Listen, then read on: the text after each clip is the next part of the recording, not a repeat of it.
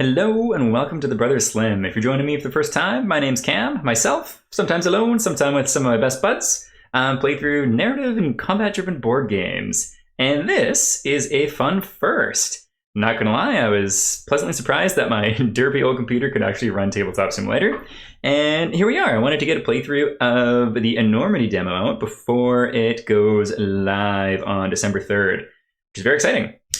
So not gonna lie, I did actually play through half of this already and did record it. However, the video is completely borked and unusable. So I figure I am by no means an expert at Tabletop Simulator. I've hardly ever used it before. Nor tutorials, nor walkthroughs, and things like that. So gonna touch on those things a little bit, but mostly gonna jump into things. And also, when I play things in general, mostly I'm here for fun and exploring the narrative, definitely not super hard and firm on rules. So just a heads up if you're keen on rulings and tutorials and such, I'd recommend checking out either Mike's one-stop co-op shop video or Barron's at Meet Me at the Table has a really, really strong one with lots of how to play at the beginning too. But that out of the way, let us dive right in here. I gotta say, TTS kind of wigs me out having all of the physical digital components, but such a cool setup. Anyways, let's jump right in with what it told us to do. The Mythos book. So this kind of story part rule book, we got the rule book here, and then these are the map books in which you'll play through in the demo. In the full game, there will be multiple different sections that you can adjust and put out all over the place, and really quick, player boards are a combination of soup card and your character card. Then everyone gets a certain amount of items and such too, as well as reversible action cards with things on both sides. In the demo, basically there's two kind of fightery folks and two more supporty folks, shall we say. And so each cast has the exact or very similar gear setup. So fighty recon person here has a rifle and then a unique item there. And the more supporty people have a pistol and then some different unique items too. So that's a quick little synopsis. If you ever see me looking at cards of not the character that I'm acting as, that's why, because the cards in the demo are the exact same. Okay, cool. Let's go flip through the Mythos book. Alrighty, so if anyone is unfamiliar with Into the Unknown and their books in general, huge, sweeping, epic stories, games. There's a lot of rules to remember. So when me and my brother-in-law and one of my best buds play, we usually do our best to adhere to the rules, but sometimes we just make judgment calls based on what we think's fun and in the moment. But if you're unfamiliar with this game specifically, it's kind of sci-fi, horror, dungeon crawler, boss battler, extraction thing with a Metroidvania-style ginormous map, enormous map, you could say, that has lots of replayability. All right, you have to start somewhere though, and that place is here. Dark Side of the Sun is a series of demo scenarios meant to showcase Enormity's exciting, intuitive mechanics based on the latest evolution of the ICP system. ICP always reminds me of Insane Clown Posse, but it is inverted combat paradigm. Basically, the longer the fight goes, the more you're hurt, the stronger you get, and the exact same goes for the gribbly aliens you fight, be it little minions or horrifying bosses. Okay, as well as unveil the storytelling potential of the frightening, violent world we have crafted. First, read the rulebook, covers everything. Done, then strap in and follow the instructions, starting from reading or listening to the story opening. So I have read through a few times, but by no means am I expert. There's things I do not recall, don't remember, and just simply don't know. So they do have a fully audio narrated version, which I'm not going to listen to. We'll give it a little tease so people can hear it to start. And then we'll stop it. I'm just going to read through. The narration is fantastic. It's just paced really well, meaning it's nice and slow, basically, which isn't going to fit for me because I've got limited time to play, and especially after the other video totally derped out, I want to get as far as possible here. So we'll go for a quick listen. Mission log, NASF Coventry. Time, undetermined. Commander Fuentes recording. We're fucked. Let me start over. Situation is foobar. Science assured me the Shepherd could not make another singular... There we are. I don't know how loud that's going to come through, or what the volume was at, but yeah, that's an idea. It's really solid. There's lots of ambience to it as well, and the narration's rock solid too. but we'll pick up where it left off there. So, situation is foobar. Science assured me the Shepherd could not make another singularity point jump. It just did. So much for the fancy tech. How much did it cost, by the way? How many corners to cut to finance it? Now, we have no idea where we are. How far from origin are we? We don't know where we're headed, but we're headed somewhere. The Shepherd continues on some predetermined flight path. The status of the Coventry remains unknown. As of the time of this recording, we're stranded on the Shepherd's decaying bow solar ring. Bow being the front of the ship, huzzah! The jump broke something inside the ship, and the outer manifold fields are failing. When it jumps again, and it will tear itself apart. Tear us apart. We're proceeding towards the elevator, but listen, there's something here with us. A presence. I know how it sounds, alright? But it's here. It burns in the corner of our eyes, makes us see things. Black things moving in the ducts, in the wall crawl spaces. What even tore those ISO panels? And the thing is, the solar ring is alight, and the power is flowing. Do you understand? We're stuck in the void between origin and whatever terrible place the Shepherd is carrying us to. There is no star here. Where does all the damn light come from? We need to get the hell out of here. Now. Cool. Yeah. So one of my favorite things about Into the Unknown games is the narrative, world building, and storytelling, and the amount of zany things crammed into it. I haven't played a gazillion board games, but this is definitely the best narrative company I've come across. Okay, so welcome to the demo. Pre-generated characters and all that kind of stuff. An important note is you always need to play with 4 spacers. Part of that is they have what they call a hard co-op mechanic. And so we're just going to have it exactly laid out here. So again, each kind of combat person. So what are their names here? Ops being Juliet, who we're playing with. And then also Marcus Papa, Cedar Glen will be our combat folks with the same weapons and then different support items. And then science character, Aubrey, and where did they get off? To engineering character, Isaac, have the same pistol there too. And then the other little items, we'll get into it as we go. So it goes into setup and such, which is nice, very cool. And make sure you don't shuffle the cards, draw the top card on the larger deck, numbered 1. Read it now, so we'll go ahead and go over yonder. Pick this fella up, flippy. Zoom that in a little bit. Okay, so the last jump broke something inside the Shepherd. The solar ring you're on is falling apart. You need to get to the radial elevator before it collapses completely. You hear things moving in the ducts. Wet smacks, knuckles cracking. You need to hurry. Creepy! So, open Location Book 1 on page 3, then open the Mythos book on page 4, and follow the Dark Side of the Sun demo setup. Indeed. So, we'll crack this first book open. This is, if anyone wants to pause and take a read, it's kind of a summary of the main points of this game. A short introduction, indeed.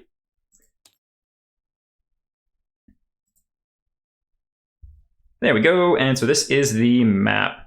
So it's got all kinds of little symbols and such, which is cool. This will be used for if we need to know specific spawning locations for things. But what we're going to do is go and do the setup. There's some fantastic art. Another aspect of their games, phenomenal art. Okay, so here we are with the setup. Light begins to fill the ring's corridor, squeezing tears out of your bloodshot eyes. Even through your helmet's radiation visors. It's getting hotter. You don't have much time. So we've been directed here by this card. Fun. So the game's been designed as an easy setup and intuitive as possible. Consequently, most of the setup instructions are actually baked into the location map itself. Look closely. Do you see the faint outlines of gameplay features like discoveries, gear caches, engrams, and doors? Exactly. So basically just guiding you to setup. Set up. I'm not going to read through all of this because we have an automated feature, but if anyone wants to pause, you're welcome to. The current edition of the rulebook is also available from their website to download too if you'd like to peruse it. Some good bedtime reading, I find, because it's interesting but also very dense. Okay, so yeah, good stuff. Is there anything else important that I wanted to look at?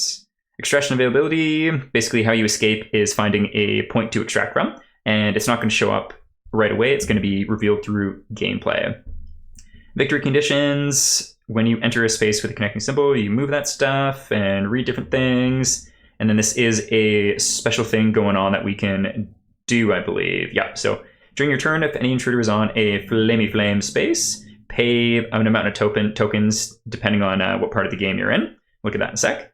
To suppress fire 1. Suppress, I can't remember exactly what it does. I think it reduces movement and maybe attack values of enemies. And then engrams are things that we can pick up. So here's what they're called. Here's what they do. And then in the full game, there'll also be resources for crafting different things too. Okay, and so actually this is perfect. So up here, it's 1, 2, or 3 tokens to do this thing, depending on where you're at. This is an example here. So if you're in the first 3 turns of the game, it's just 1. You're in the next 3 turns, it's 2. And if you're in the final 3 or beyond, it's 3. Important to note, the exclamation mark here is not the end of the game. You don't lose when you reach that. Generally, extra bad things happen, and the game continues to get more intense as you go, basically. Alrighty, brew. So let's just go ahead and load that up. Cool. Lovely digital board game sounds. Fun. This is the Grin, or Earthworm Grin, as I like to call it, because it kind of reminds me of a horrible sci-fi monstrosity horror version of Earthworm Jim, and I'm here for it. Cool. So this basically is going to be the controller of how the enemies go. If a horrible gribbly boss fellow comes out, there'll be these. These are fun too. These are basically unique specimens of the Grin. So there's the normies, but then there's also these unique baddies, all with different effects too. So we'll see if they come out later. Some gear we can get, some different things, tokens and all kinds of cards. We'll get into that stuff as we play here. Okay, so this is the hard co-op mechanic. Basically, as the game goes, you're able to leave tokens in this pool for the next person to use, as a little quick summary there. And one thing I don't think they had present in Aeon Trespass, or at least in the first wave. Second wave is shipping now, and I'm excited to receive it soon. Good old Canada-based shipping should be coming out, I think, this week as of time of recording here. But we have a flow sheet card action. I can't remember that. Player aid. So it's got the actions that you can do here, which is cool, but then also the flow of the game, which is nice. Yeah, one big thing with this game is I feel like they really have, as they said, like they've really brought things down to a much more efficient level than Aeon Trespass. For example, we printed off like a homebrewed game flow thing, and it's massive. It's like the game flow is 1 full page of pretty small text, and then there's a whole bunch of keywords and little things to utilize too, and it's like a 3-page document that we use as a reference every time we play. So it's a lot. So definitely appreciate the more efficient skimmed down nature. But it is our turn, and so the gameplay flow is move the countdown marker. Don't need to do that because it's the first round. It starts off for setup, so I'm assuming we'll move it down the next round or whatever onto number 9. And discovery tokens, none on the track to resolve, but there will be one on the next turn. Blip symbol, don't need to spawn a blip because we're all good there. That would be, for example, there's a blip. And then also, whoopsies, there's blips on these actual just normal tracks there too. So this would be spawning 2 blips, that would be a blip, and that would be a blip as well. And then same idea, blip, 2 blips, blip, and maybe something really bad on that one. But let's do this. So I think our plan is going to be kind of a group of 2 and 2. So 1 fighter, 1 kind of support person is going to be the idea. So if we got red and white, I think those characters are right beside each other. Nice. So we'll have, I think Aubrey, Juliet of the Ops Division, and then Aubrey of the Science Division together. So Boys and Girls Club tonight. Isaac of the Engineering Group, and then Big Papa Marcus Cedergren of the Security Division together too. So that'll be our plan, and our goal is to explore this ship, which would be fun stuff. And actually, let's go back to this card here, because I think there's more things to read. Main objective, the elevator should be somewhere ahead. There, where the light flickers. Find access to the radial elevator. When you enter a space with a connecting location, symbol, little arrow with numbers and letters beside it, C0112 in the Mythos book. Discoveries. Whenever you enter a space with a number discovery, remove the token and resolve the corresponding card. Ignore all other discovery places. And a secondary objective is anomalous reading tokens. Light is playing tricks on you. There are things in the walls, or possibly in your heads. You need to make sure it's one or the other, or it will slowly drive you mad. There's a faint flicker fob signal on the tracker. Should you check it out? When you enter a space with an anomalous reading, use any spacer token or perform a scavenge action to pick it up. Roll a black dice, adding 1 success/power, is the name for that, for each anomalous reading previously picked up as a group. If you get 5 plus successes/power, probably just going to call it just power because that's what it's called in ATO, or investigate 4 anomalous readings, see a thing in the Mythos book. Cool.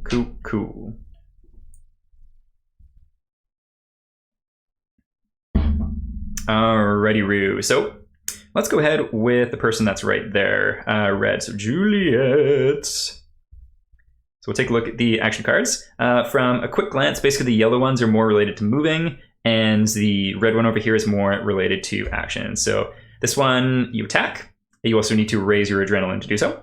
Let's go over that really quick. So a quick breakdown of this card more. So again, suit effects on the bottom, your character on the top. And adrenaline is this marker here. So we raise an adrenaline, it would go up to 1. And this means at the end of our turn, in that token pool, we can leave a discipline token, which the other people will be able to use for stuff. Like, for example, scavenging. We're not going to do that right now. We're going to move first. And then whenever there's anything that causes stress, this ticks up higher and higher. Whenever we take any damage, we lose vitality, and this ticks lower and lower. If either of these get past 9, you die. If this reaches 0, you might die, and we'll draw a card to see what happens if that's the case. When stress and vitality land on the same spot, we have a mental breakdown, and I'm sure we'll see what happens at some point there too. So we, I think, just want to move 1 space. Yes, we do. That is nice. Oops, so we'll flip this guy. We'll move 1 space. Indeed. So we'll scoop that and move up. This is number 2. Yes. Just going to put it right there so that we know that we have it. And is number 2 right on the top? That would be nice. Indeed it is. So we'll chuck that right there. Maybe a little further. Flip that bad boy and give it a read. Jammed airlock door. At first, you think it's a system lock. Then you notice the charring. The airlock door has buckled from heat. You may force the door open or try running diagnostics. Test strength or intelligence. And looks like the difficulty is equal to... I think that's supposed to actually be enough. Based on the results there too. Never mind. Alrighty, so tests. Let's go ahead and do that. Strength or intelligence check for our ops division person are on these stats here. So you can see them right here, and the cursor will disappear here too. So the first one is, I think, intelligence, then dexterity, then strength, wisdom, and I can't remember what the last one is. But we're going to do strength or intelligence here. Let's just take a look, because I can't quite remember. Okay, perception is the last one. That's one I was missing there. So, not great for this character. Whenever you're rolling a skill test, you roll a white die, which is the most basic kind. One change for anyone curious between this game and or previous backers of Aeon Trespass. They, in the demo and for this game, seemingly, they've done away with the to hit roll, and you just do your power roll. So it's a little bit more streamlined in that sense, but it does lead to some pretty wild looking dice. All right, so we just have 1 white dice to roll. Let's see what happens. So we'll grab a white dice. Yippee-ki-yay. Roll that bad boy. We get 1 success, and this little symbol is called a potential. So potentials, you can use discipline tokens to turn a potential into a success, which is pretty cool. Let's just keep rolling, and I can show you some other examples. This is a half power. We'll call it a half power rather than success. I'll try and stick to that. Basically, if you get 2 of these, it equals a full power. Is there anything else to be aware of? Yeah, so that'd be 2 power. And then this little red scratchy line there is part of how you crit in this game. I'm not sure how I feel about it yet. I am a huge fan of rolling a dice and seeing that lovely crit symbol. And I don't know if I ever crit in that half playthrough I did before, so we'll see if I can do it today. And I wouldn't be surprised if I end up missing it because I'm not used to looking for those little symbols. So kind of wild dice. I think they're pretty effective.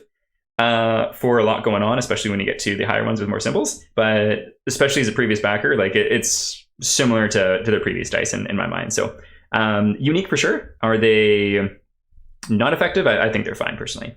Okay, so that was one success. And let's scoot on back here and see what one success gets us. One success. It takes some work, but you eventually get it open. So nothing good, nothing bad. Regardless of the results, you open the door. Hold the door. So we'll just, let's see, where do we want to put this door? We'll chuck that door up over yonder. There we go. Yeah, so that is the first part of our turn, and now we can scoot on through. And I think I'm going to try to do what I did last time, where I had 2 people kind of go down and 2 people go up. We'll keep on doing that. And speaking of, why don't we, so we've done one move, and we've got this card, in which case we can either move 3 and make a noise roll, which we'll get to in a sec, or move 2 and gain a stress. So you want to do 2 or 3? 1, 2, or 1, 2, 3. Let's do 3 and make a noise roll. So we'll scoot down to here, and then we are able to do some computer stuff, but let's do a noise roll first. So the general noise roll is to do things with these blips. And so basically we roll white dice equal to the amount of blips we have on the board. So we'll grab 2 more.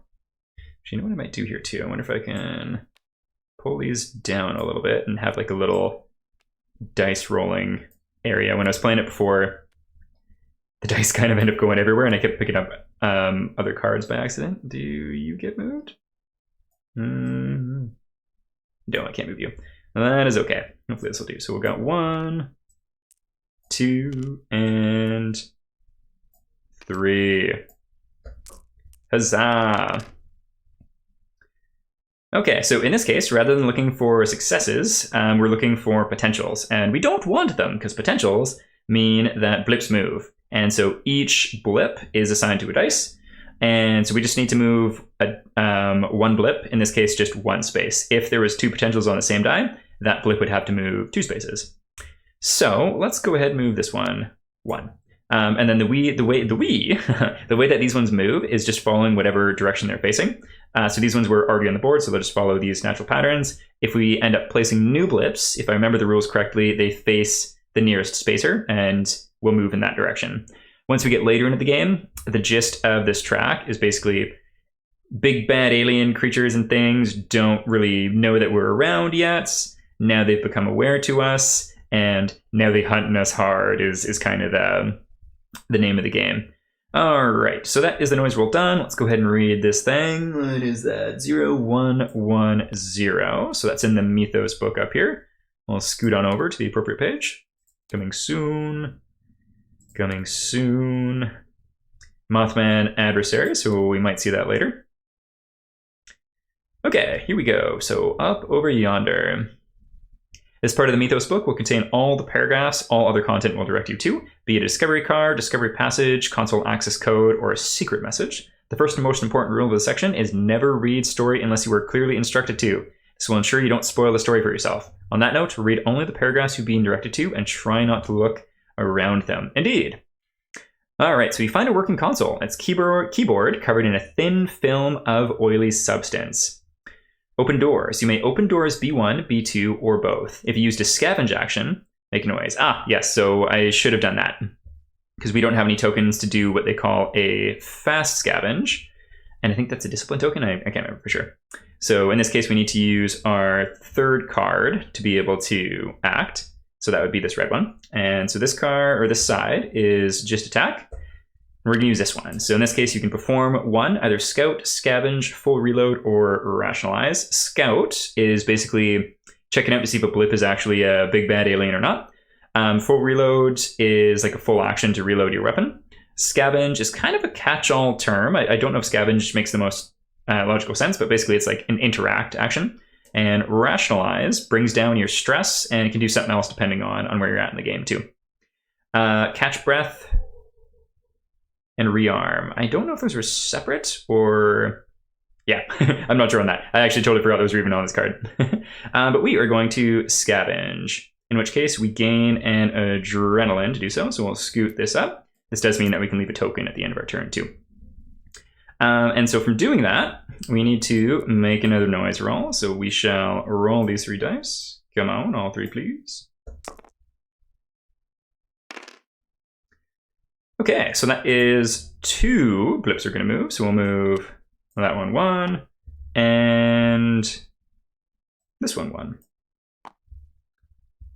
Cool. And so we're able to open doors B1 and B2. We're going to do it. And just a small thing that I think is just a good use of assets is, if you notice, a normal single door is the exact same component as a double door. They're just put on its side. I thoroughly enjoy that.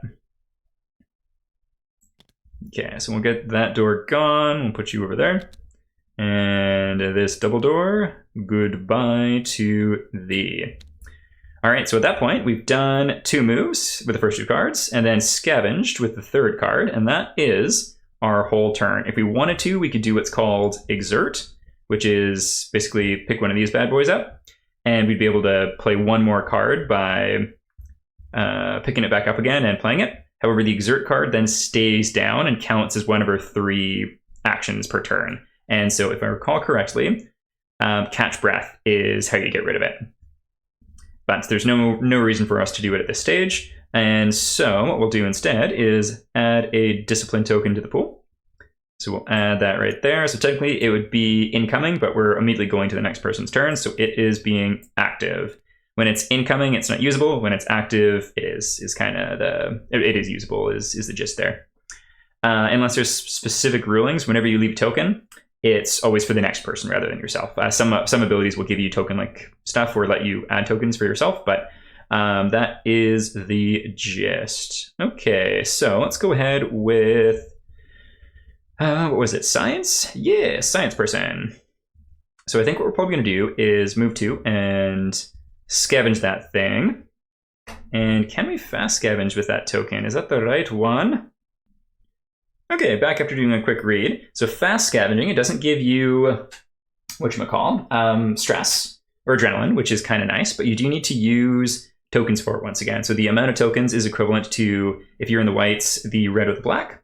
And the token that you need to use is dependent on what you're doing. So if you are looking to pick up a item cache, use expertise. If you are picking up an engram, lose discipline, which is going to be us. And if you're looking to interact with a console, use confidence tokens. You can always do a full scavenge action, which gives you adrenaline instead of using these tokens, though. Fast scavenging is considered an action. I think I might misplay that last time, actually. Anyways, cool. So what we'll do is we'll move 2. And so it's either, let's take a look. So it's on the back of this one. Move 2, gain a stress. Or move 2 and noise. You know what? Let's gain a... Now let's move 2 with noise. So we'll do that. Moving 1, 2. And then we are fast scavenging to pick that up. And so we'll put that right there. And so fast scavenging uses that token, so it is no longer active. And did we gain a stress for that too? Yes, we did. Okay, and so what is that thing? It says in the Mythos book, so we shall go back and take a quick look. This thing, a psychoactive balm pod. Recover 2 stress, and then if we were in the full game and able to craft stuff, we would have a psychoactive chemicals. Fun. All right, so that is 2 actions done. And that was the move 2 with noise. Oh, so we need to do the noise. Oh no, we gained the stress. Don't mind me. Cool. So now we'll do move 2 with... Do we want to do move 2 with noise? Because that would be 1, 2, and then 1, 2, 3. I think we're just going to move... I'm just going to go and do a quick little retcon, methinks. So we'll do that, and then we'll do just move 1. So we get to there. Then that would be like a fast reload or something, but we don't need to worry about that. Cool. Now on to our dude squad here. Let's go with Papa. He's going to go first. And so again, same cards here. So how far are we able to go? 1, 2, 3. So we're going to do that and make a noise roll. Going 1, 2, 3. And we'll roll these dice. There we go. Oh, fantastic. So we just got one, and we're going to be a little bit dangerous and move that one because it's dealer's choice. Is that? Yeah, maybe we'll do that one. Let's do... There we go. Just in casey. There we go. And then we're going to move, I think, 2 more. Or we could just move 1 and pick up that item. Well, let's move 1 and pick up that item just to see what happens.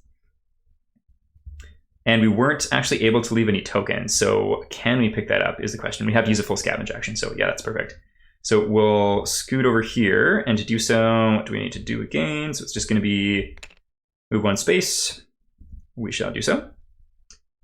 And then we'll also scavenge to scoop that up. And we'll just chuck this up there, just so that we know that it's been used up. And so the scavenge action would have been a adrenaline point for Big Papa.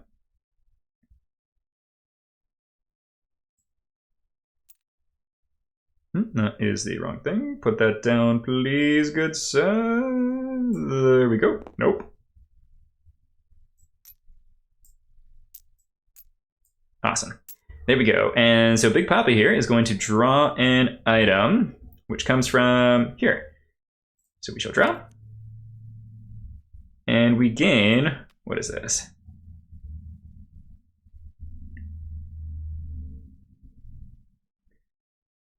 A support item, which is a suppressor grenade. Someone else already has one of these. So its range is, I think, just 1? Is that what it says? 4. Some of the fonts, I really like the fonts, but sometimes they're a little hard to read too. So the range is 4. It would cause a noise roll. And targets and intruders on adjacent spaces are suppressed 2. Cool. On adjacent spaces. Yeah, so basically you drop it on yourself, I think. And, oh no, you wouldn't need to drop it. So target and intruders. Yeah, so I guess the intruder you're targeting and intruders adjacent to them suffer suppressed 2. However, we can only hold 1 support item. So it's either a standard STS communicator, which has a reaction that you can spend a expertise token to warn. I don't know what warn does, and someone else already has a grenade, so we're going to move this to what they call the backpack. Basically, your character can carry stuff while it's not actually equipped, and we'll take a look here. So this thing here on the left shows how many support gear cards you can equip. This shows how many you can keep in your backpack, and then this is your light, which you can use to scout blips. Looking at it a little bit closer, there you go there. So you can carry 1 support item, you can carry 3 things in that big backpack, and then your light on your suit has a range of 2, and to check and see if the blip is a horrible gribbly beastie, you roll 1 white dice. Okay, so we'll keep that. Who knows what Warren does, but we shall keep that for now. So that was 2 moves and a scavenge, which did raise up that stress there. So he is done. Next up, we're going to have Isaac go. So Isaac's going to move 2 to start, and I think we're going to go ahead and use the noise variety. So we'll just going to scoot this up to here right away. There we go. And go 1, 2. And we'll make a noise roll. Oops, that's the wrong button. Just 1, so we're going to do this one since its current trajectory is not going to come after us. And we got the anomalous token here because there wasn't any need to scavenge on this one. You just you scoop it up and you can go. So let's see.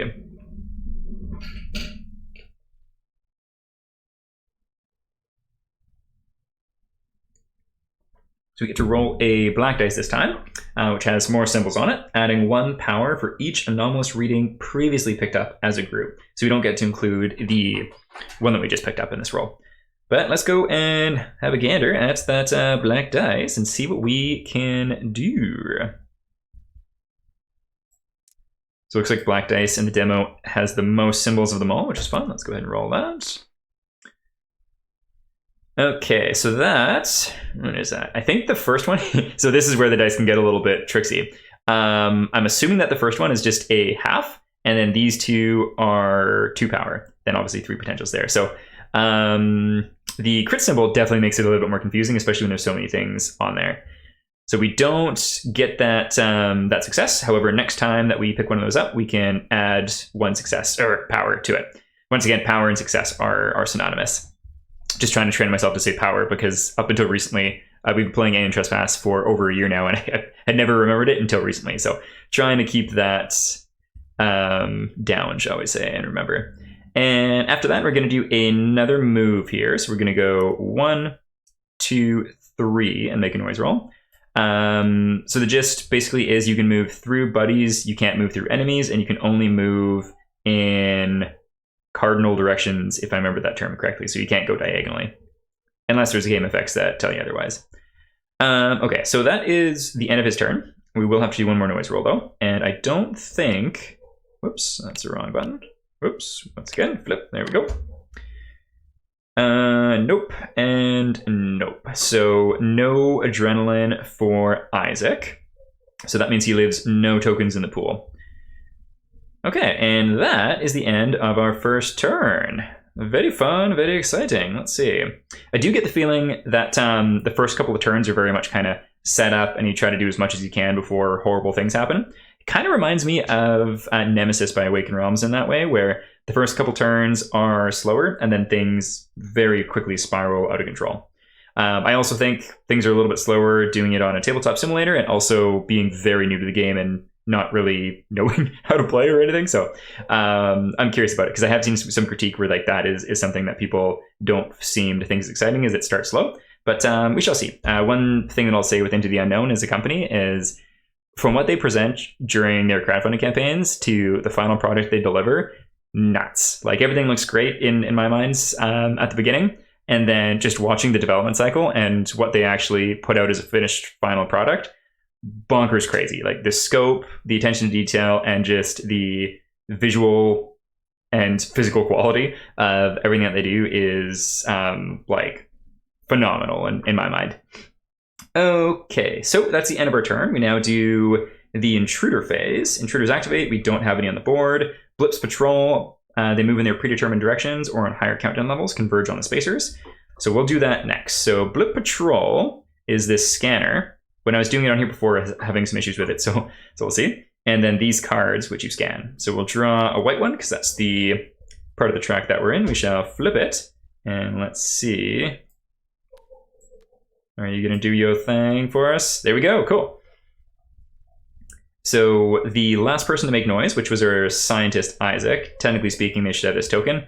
It's just fiddly moving things around, going back and back, screen to screen, so I'm just going to do it by memory. We count them as the center point, and everything to the left and above moves an equal amount of space. Well, basically, every little area will move an amount of spaces equal to the symbols present. So to the left is going to move 2, to the right and above is going to move 2, and then bottom right is just 1, and bottom left is 2. So 2, 2, 2, 1. See if I can remember that. Alrighty, Roo. So 1, 2. 1, 2. 1, 2. And then no one down here to move 1. And so at later levels, instead of going on this predetermined track, which is designated by the way the arrow is facing, they'll actually converge on either the last person to make noise, or just on your spaces in general, or on where you're trying to escape from. So danger, danger, high voltage. And after that, what was next for us here? End of phase. So if we had any tokens left in this pool at this point, we would discard them. One thing to note, these expertise tokens do actually have some use at the ends. Rather than just being discarded, we can actually place them on these stratagem cards. So tactical redeployments, ops division. Activates, flip this card when there are 8+ expertise tokens here.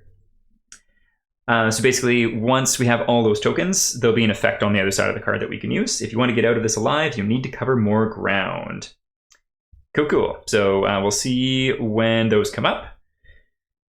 And yeah, then we are back to our turn. So characters go in freeform actions, and we can just kind of choose how we want to do that. I think we're going to go with the soldier first here. And we're going to move... Which card action should we do? So we have move 1, move 2 with noise, or move 2 gain a stress. Well, let's go ahead and move 2 gain a stress, because I don't want this blip to move. I want to see if we can deal with it. So 1, 2.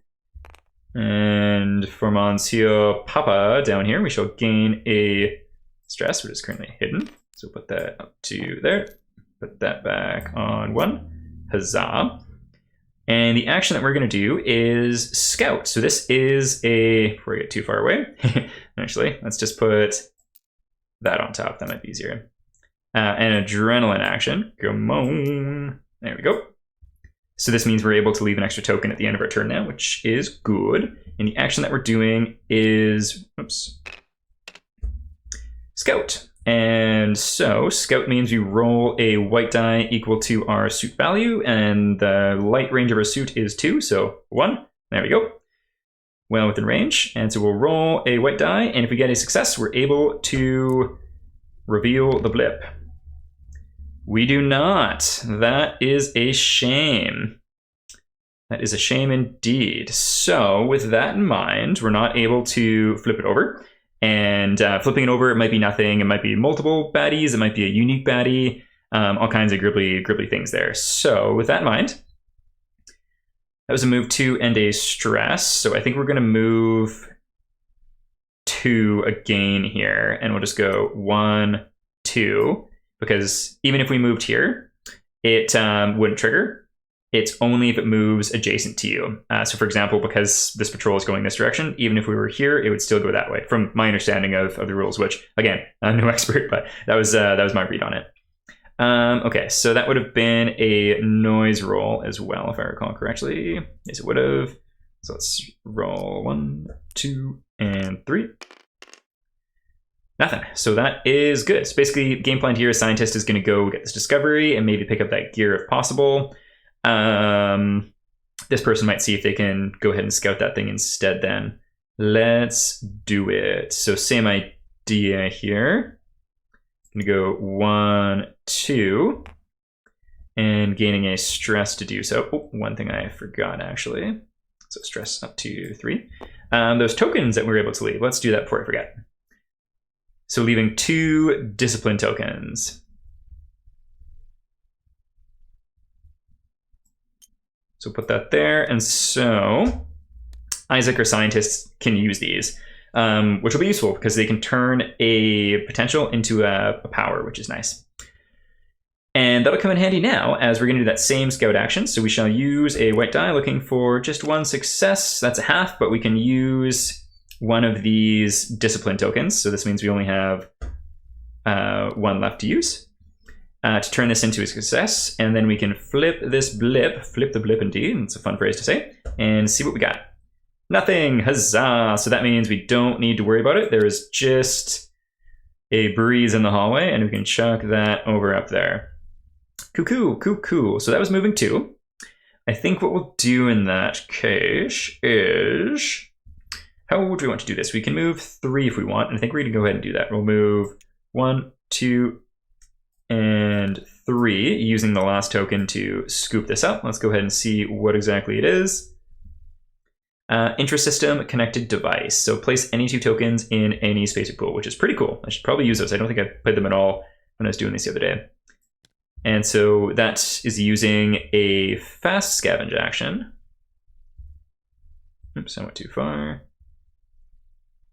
I'm using the tokens, so we don't need to raise the adrenaline, although we do kind of want to. So you know what, let's do it. And then that token's there. There's nothing that we can use that token for.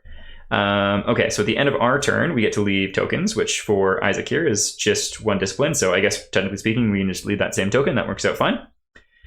Cool. There we go. So yeah, game plan, discovery, maybe item, depending on how things are looking. And then scoot up here for this anomalous discovery thing too. Alrighty, so. And I think my game plan is I'm going to try not to reveal this until going down here. But there is that discovery too, so tricky. So 1, 2, 3, 4, 5. Or 1, 2, 3, 4, 5. Could get us there versus 1, 2, 3, 4, 5. Let's do that. All right, so we're going to go with our recon person first. They're going to move 3, going 1, 2, 3. That's going to be a noise roll as well. So 1 dice, 2 dice, 3 dice. Get that going. Okay, so we got 1. We'll scoot that one down to there. Cool. And then we are going to move another 2. And we'll do a noise roll here again as well. So we shall scoop this up first. Put you up there. And that'll be 1, 2. Boom, boom. And another noise roll. We'll just get set out of the way. 1, 2, 3. Just 1. So we'll just move this same one down to there. We like that. We like that a lot. And then we'll roll a black die. I think we're looking for 4+, and we can add 1 to it too. Ooh, that might be it. And if it's not, we actually have a token that we can use here too. So let's see what it was again. Is that the right thing? Nope, that's the wrong thing. Here we go. Get 5+ in the roll, or investigate 4. So heck yeah, what we'll do is we'll burn that token in the pool. I'll just take you out and put you there to bring us up to 5. And then we get to read some things. Let's take a look. See 0137 in the Mythos book. Yes, sir. 01037? I think, no, that's not it. 0137. You locate the source of the anomalous readings, though you wish you hadn't. The corpse of an astronaut has been strewn about the floor, torn apart by, if you didn't know better, a pack of rabid dogs. It doesn't appear to have been eaten. Whatever did this, it did not do it out of hunger. Yeah. Okay. With the utmost reluctance, you search the body. You find a military-grade live ammo rifle, supposedly blacklisted on ships such as the Shepherd for fear of puncturing the hull, a security keycard, and a service minicom linked to the Solar Ring's operation intrasystem. It shows that the radial elevator you were heading for is offline and may need a reboot. You find a suitable security console. You will find a suitable security console in the room just by the elevator behind an orange clearance lock. So not gonna lie, I was kind of confused by this before, so we'll see if I can figure it out this time, because I didn't understand the suitable security console in the room just by the elevator behind an orange clearance lock. But we'll see. We shall get there. So the player who finished the quest gained the orange key card and the contraband rifle gear card. Place 2 expertise tokens in the pool and replace any remaining anomalous reading tokens on the board with random engram tokens. So we don't need to worry about, you know what, I'm not concerned about it. That can just sit there, that's fine. Because I don't think I'm going to go up there anymore with that in mind. Show. Cool. We'll place 2 expertise tokens into the pool, and we'll flip it over because it's got 2. Also an improvement from ATO. I like this a lot. Seems like bigger tokens, but on the reverse has 2 instead of 1. So I think that's a good trade. I'm a fan of that because there's a lot of tokens in Aeon Trespass. Okay, and then we gain some stuff like this orange keycard, which once again, I don't really know what it does, but we'll see if we can figure that out together this time. And this was Isaac. There we go. And then the contraband rifle, I think was up here. Was it this one or this one? Contraband rifle. Cool. So we'll grab this. And so basically, he's either got the option of a pistol or this rifle. And I think we're definitely going to go with this rifle here, although that is worth noting here too. So that's one hand, that's one hand. Okay, yeah, we don't really want him in melee anyway, so what we'll do is we'll put these 2 items in his backpack. I'm assuming that we can do this when we pick up a new item rather than needing to do the rearm action. And the pistol in his backpack. One important little thing to notice here too is the bottom kind of left of the card. The very bottom left has 3 squares. You can see one of them is a little filled in darker gray. That shows how many hands you need to use to be able to use the item. So 1 for that pistol or 2 for the contraband rifle. Looking at the item here too, I won't be able to showcase it or like point to it with the cursor just because it disappears on the zoomed in view. But on the top left, there's a bunch of stuff. The black section with the 2 red dice are how many dice you roll to wound/hit. The 2 symbols just to the right of it, and the 1 discipline and then the 1 confidence is what they are things that you can use when you make this roll. And then if you have 5 plus adrenaline, you can add 2 power to it automatically. Beneath that is the range, which is 4. If you miss, you get to suppress 2, which has tokens that I think prevent movement.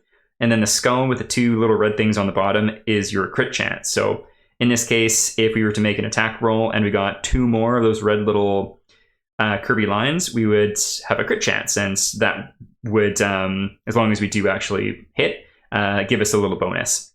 Then it's got 2 ammo, meaning after we take 2 shots, or if we burst twice, then it needs to be reloaded. That's also on the bottom right, there's keywords. So heavy means that you can't fast reload it. You need to do a full action to reload. And devastating, I cannot recall, something about more damage or something like that. And then also on the bottom left is a noise roll too. So you make a roll equal to how many blips there are, plus 1 for the amount of ammo that you shoot too. So a noisier weapon than the pistol, basically. That is the item card there at a glance.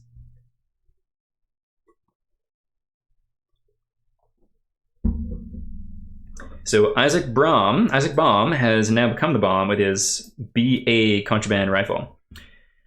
Very cool indeed. Not gonna lie, after that big tangent of figuring out that turn, I've completely forgot how many spaces we moved and such. I think we moved 1 to get here, and then 1, 2, 3, and then scavenge. So that is going to be Isaac's full turn. Scavenge also being a adrenaline. Did we raise his adrenaline? I think we did up to 1, so we'll just leave it there.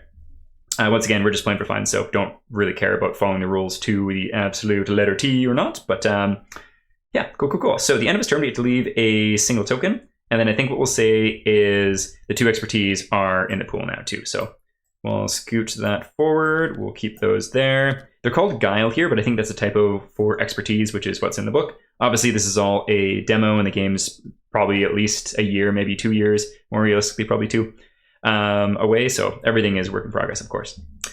Cool. So that is Isaac's turn done. If I recall correctly, he is done as well. So then we got these 2. How did I get down there and this person's all the way back here? Did I forget something?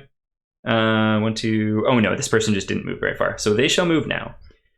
First thing first is going to be moving 3 with a noise roll. So 1, come on, 1, 2, and 3.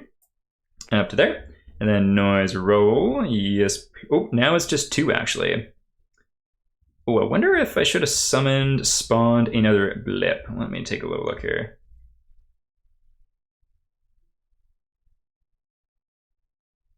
Alrighty, I took a moment there just to double check rules, and I did indeed miss something, which I'm sure is not going to be the first or the last time.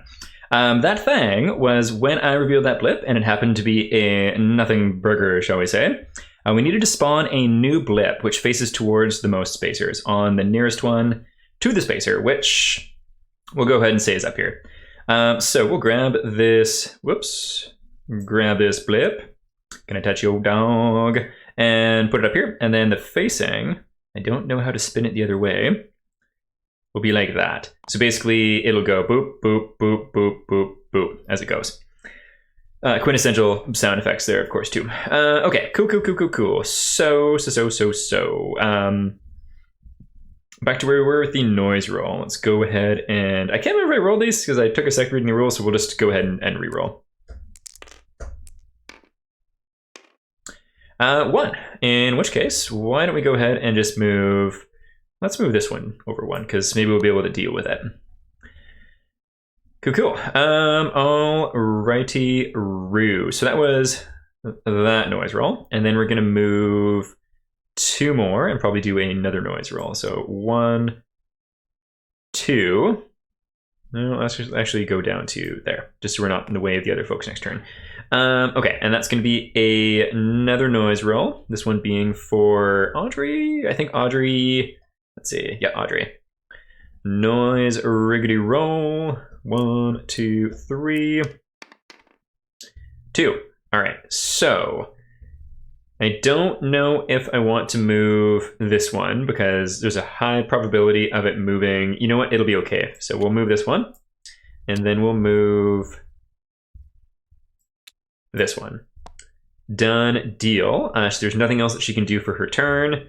So that is going to be the end of her go here.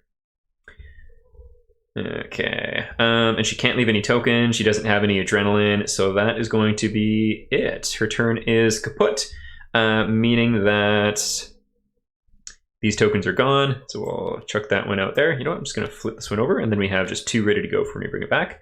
We do have these 2 expertise, though, which we are going to put on one of these cards here. Let's go ahead and put it on, what's this one? Morpheus Protocol. The NAS suits are equipped with a anxiety medication regulator injector, but its protocol was mysteriously taken offline. Anxiety meds, heck yeah. We'll put those tokens there. And if we get 4 more, we can flip that card and see what it do. Okay, so once again, I can't remember if this person went. I don't recall. Because it would have...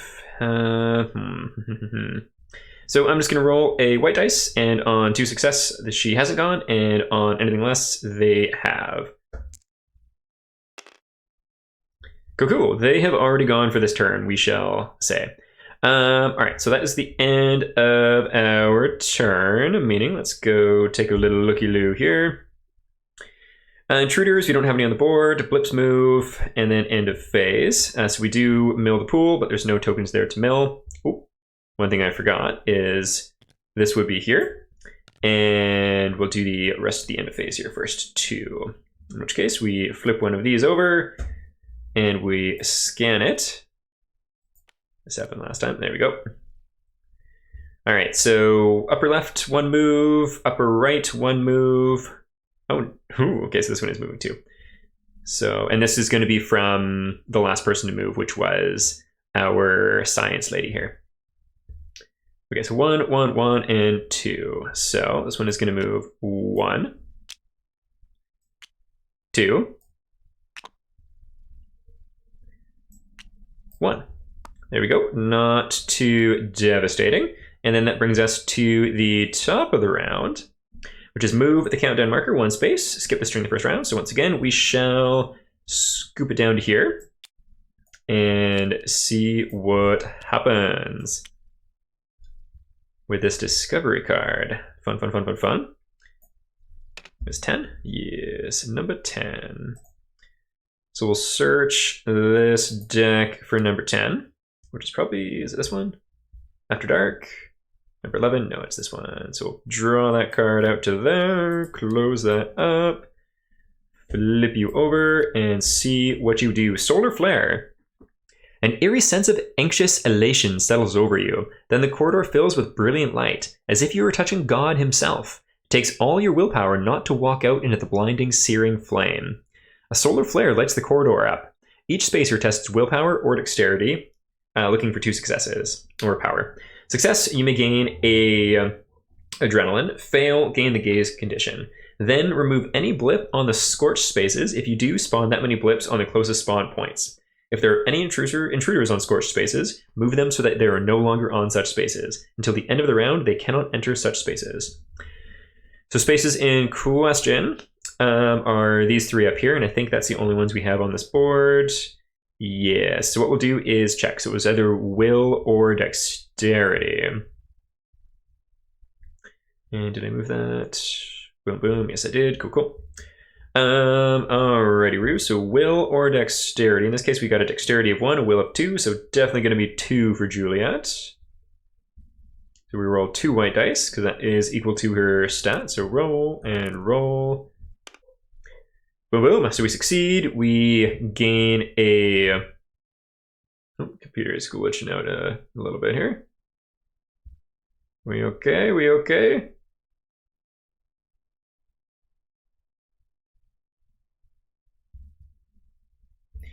Okay, don't mind me. Computer is just glitching for a moment there. We can gain a adrenaline, so we shall do that. And then next up, going down the line, we only have 1 dice to roll. So let's go ahead and roll that up. Looking for 2 successes if possible. We get 1, which I think is a fail. Yeah, pretty sure it is. So we should get the, gain the dazed condition. So we'll grab that from one of these decks up here. The gift, blinded. So it's on the back of the blinded card, I remember. A little confusing, but also really handy. A bunch of the condition cards are double-sided. And so usually it's a worse one on one side and a gentler one on the other. So flip, please. And so dazed. Each range you have is reduced by 1. If you gain this condition a second time, or you gain the blinded condition, flip this card. At the end of your next turn, discard it. Huzzah. Huge thing I'm a big fan of in Aeon Trespass is all of the unique art in their games. And although very serious games, there's aspects that never take themselves too seriously. So the art is a great example here. We've got the star circling around the astronaut's head. Great times. Okay, cool. So that's not horrendous. Let's move on to, you know what, let's go back to front here. We'll finish with Isaac. Okay, so just 1 dice for Papa Bless. And we'll roll that up, and let's just roll Isaac while we're at it too. So failing both, that'll be 1 and 2. We'll just bring both those over at once, try and be a little bit more efficient.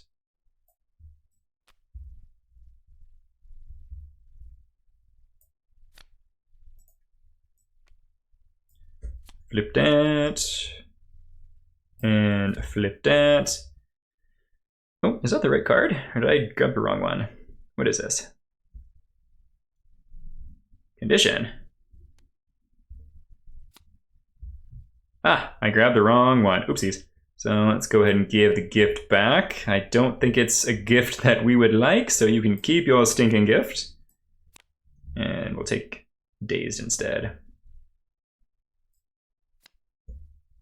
There we go. Cool. And now it's back to the top of our turn here.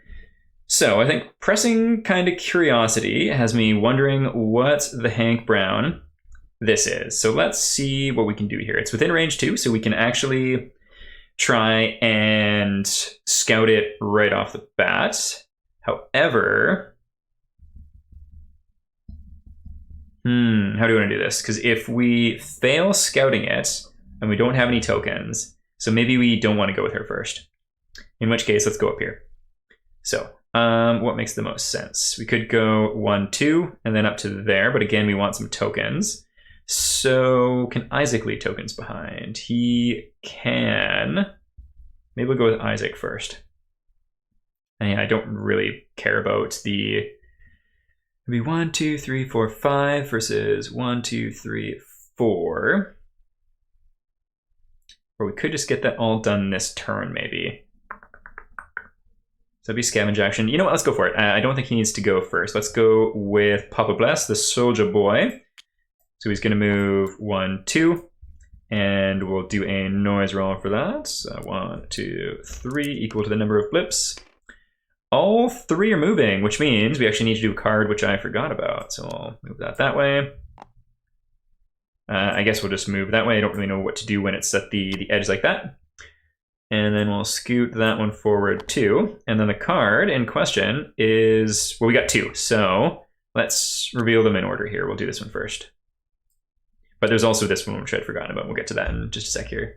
So number 4. Is number 4 next? Nope. Number 3 is next. So we shall search 3, and this should be 4.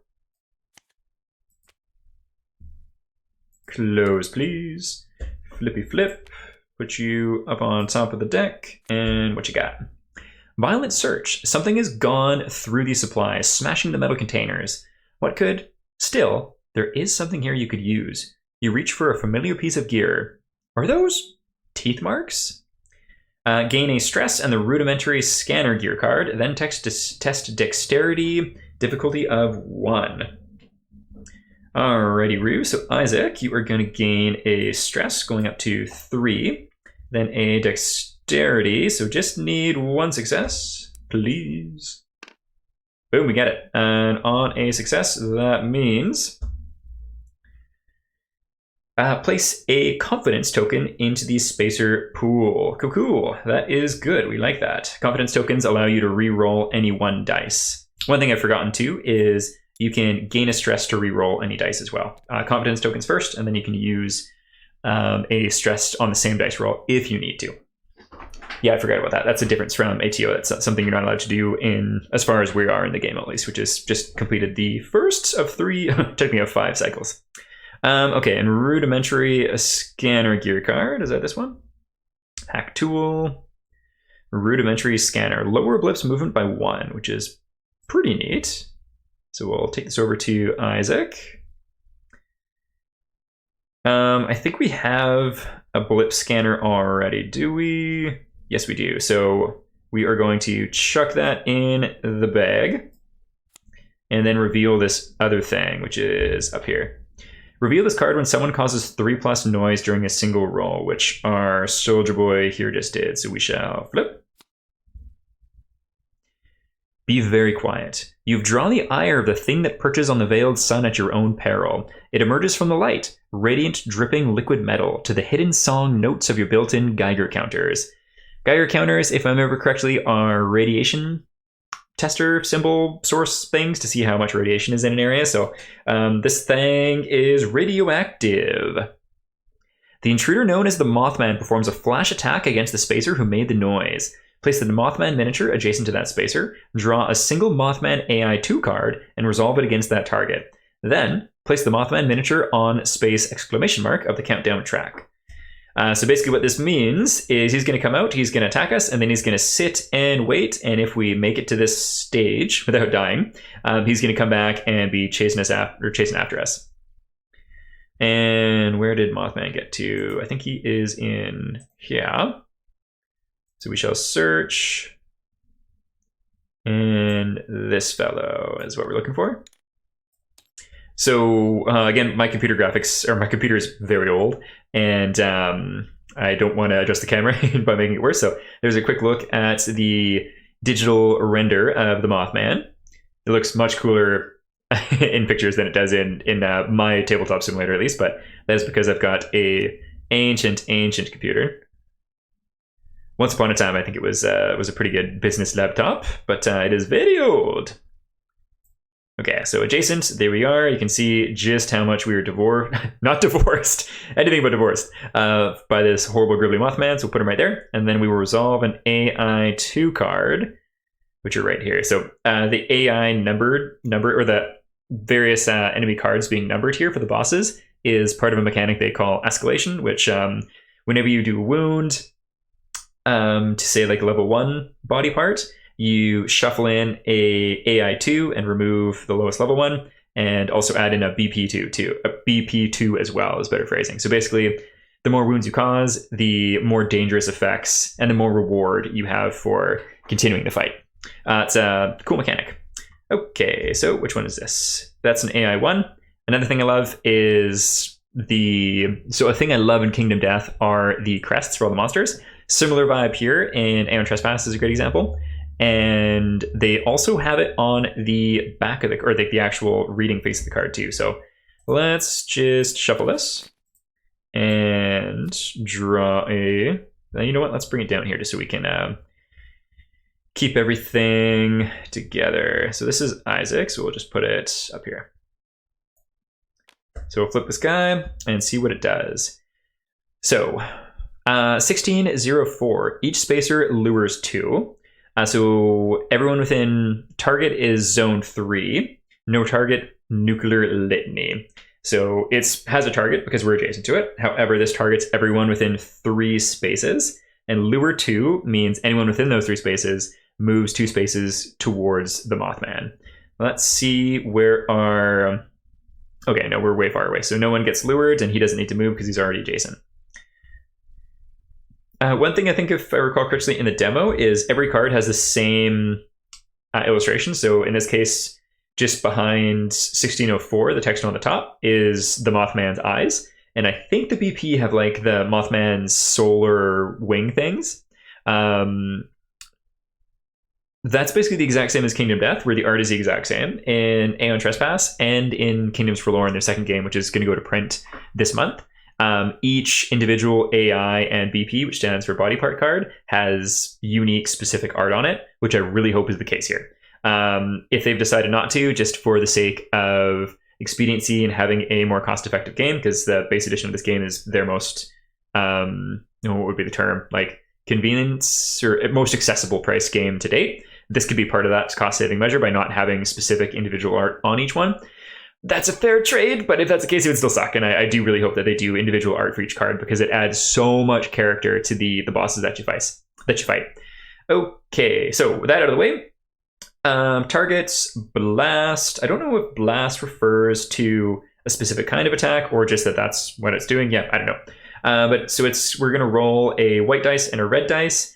If Papa here or Soldier Boy had 4+ strength, it would be lethal. Don't know what lethal does, honestly, but we don't need to worry about that because we don't have 4+ stress. Let me double check. I don't think so though. No, we don't. We got 3. We're close though. And if damage was dealt, Radiation 1 and Dazed. So Radiation 1 is a token, which if we get 5 of, we die. And Dazed is that same condition that we've seen before. After attack, Lure 1, and that would be within that zone 3, I assume. Okay, so let's go ahead and do that. A black and red die. Oh, a red and white die. There we go. So once again, red, most basic, least amount of symbols. Red, stepping it up, more symbols. And then black, most advanced in the demo, which has a lot of symbols. Okay, so we roll that, and we roll this. Ready, Roo. So in this case, it does do 1 point of vitality. Don't need to worry about the potentials or anything. Technically speaking, and I haven't confirmed this, but we could possibly roll the confidence dice to re-roll that, but I'm not sure. I don't know. And Aeon Trespass, like, they always hit, and you roll to dodge, whereas this is rolling to hit. So that might not be the case here, actually. But it does 1 vitality, so we'll go ahead and tick that down. Down to 8. And then we gain a radiation token, which I don't know which one that is. Let's take a little gander up here and see if we can make a guess. What's this? I think this is probably a radiation token. What's on the other side of you? Let's be, whoopsie, that's the wrong button. Cool. I'm assuming this is the radiation, so we'll grab this. Oh, and actually, interesting fact here. He was already dazed, meaning if he takes the dazed condition again, if you gain this condition a second time, or gain the blinded, flip this card. So instead of being dazed and discarding at the end of his turn, he is now blinded. So we'll flip this to blinded, which is the worst side. Once again, fun little piece of artwork there too. Each range you have becomes 1. So movement isn't considered range. The light source is basically everything that has that little circle symbol, as is weapons range too. So we're blinded, we can't really see. Blinded by the light, wrapped up by the Mothman in the middle of the night. Yeah, fun. And then after attack, Liver 1, once again, there's no one within range 3, so we don't need to worry about that. Cool. So the Mothman cometh.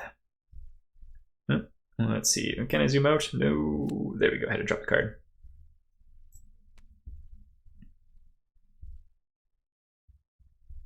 So we'll put that just right there. And then the Mothman is going to sit and wait from us wait for us from its pedestal there. Well, that did not spark joy, but you know it is what it is. And so we just moved 1 or 2. Honestly, I've forgotten that was a long time of doing stuff in between, but that's okay. We'll definitely be able to move 2, and we do have tokens we can use. So we shall scoop that forward. There we go. And then I think looting a loot catch was a specific kind of token, but I can't remember which one. So let's just see what we have in the pool, and we'll decide. You know what? Sure, we'll say it's a confidence token. And again, I think I should have actually had that in the active rather than incoming, but that's fine. It's a little weird playing with it being just single player, because technically speaking, I should put them in incoming and then end my turn and then move them and then go on to the next person. And just coming back to this thing every single time just feels kind of cumbersome. So is what it is. And so we shall draw another card here. Let's see what we get. Looks like a new weapon, which is fun. Papa like that for sure. So what he had is the OSR 3 Dumb Polymer Rifle. So 2 red dice, a confidence to reroll, 4 range, 2 suppress, low chance to crits, 2 ammo. Linear means it's got to be fired in that single line, or in a straight line, very much like our movement is. Confidence 1 means it'll leave a confidence token, an extra confidence token in the pool in addition to whatever your character does. Heavy means it needs a full reload instead of fast reload. Xenimos Suppressor Gun. Alien. Well, that looks really neat. So 2 white die plus a power, which is fun. I'm assuming the stuff just to the right of it is effects that'll be in the full game that aren't in this. It's got a range of 4. 5 suppress. It cannot crit, it looks like. And only 1 ammo, so it's got to reload after every single shot. But it can fast reload, which is cool. So confidence, discipline, and fallback 1. Confidence and discipline are tokens that we would leave. And fallback is a keyword I don't know. Let's look it up really quick. Okay, fallback X. After resolving a spacer attack, but before any reprisal or follow-up attacks, you may move X spaces away from the target of the attack. Cool, so some extra movement after the attack. Follow-up attacks is basically if we get to make a second attack for any reason. And a reprisal is what a baddie enemy fellow would do if it hit us. But before any. So cool, that is freaking sweet. We are absolutely going to stick it there. Oh, actually, interesting thing. So it's got, it's a 2. So to the right of its name is Roman numeral 2. And so I think 2 means it's more advanced gameplay, basically. So if it's anything like Aeon Trespass, there's Cycle 1, Cycle 3, or Cycle 2 and Cycle 3. And obviously the gear gets stronger as you go. It's probably that same kind of idea. So more advanced gear, which is sweet. We'll put that over top. Technically speaking, the other rifle is in the backpack, but that's fine. And that is going to be his full turn. Cool. Yeah, this turn has taken a lot longer than I expected because I've been explaining a whole bunch of things, and I think it's been these 2 that have gone, I think. So we're just going to jump down here. Oh, no, it was just him. Cool. So let's do a move 3 with noise, going 1, 2, 3. I'll make actually one last thing. I just want to make sure that I did. From that scavenge, I don't think we did, so we'll bump up that once more. So in this point, we're able to leave 3 tokens, 2 discipline and 1 expertise. 2 discipline, 1 expertise, which is going to be in the active pool. Boom, boom. And now we're going with our science boy. So he's moved already. We need to do the noise roll. Boom, boom, boom. 3, so everybody's moving. So that's going to go there. This is going to scoot over that way, I guess. Once again, I don't really know what it's supposed to do when it's at the edge there. And then this is going to move 1 to there. Cool. We got lots of tokens, so we may as well go up and grab this thing. And we're going to do the full scavenge action just so Isaac here can get some adrenaline, because I don't think he's got much of any, and leaving that token sounds fun. So let's do that. We'll move, grab this. Buddy's just scooping up all the goodies. There we go. 1, 2, and then scavenge action is going to increase that up to 2. Awesome. And what card would we have done to do that? So we did move 3, so that would have been another noise roll. 1, 2, 3. 1. So let's just go ahead and do that one to there. Next up, we are going to go with our recon person here who is going to try to scout again. First of all, we just need to update this pool. So let's move this one over to there. So we just need 3 more of those. And then we're able to leave what with Isaac now? So a confidence and a discipline. So being able to turn a potential into a success and being able to re-roll a die. Oops. So anyway, once again, we'll just leave it here because they are active for us. And we are going to scout and see what we can do. There we go. Perfect. So what we'll do is use that discipline, and we'll just flip that out there to turn it into a success. And let's see what this blip be. So we flip that blip.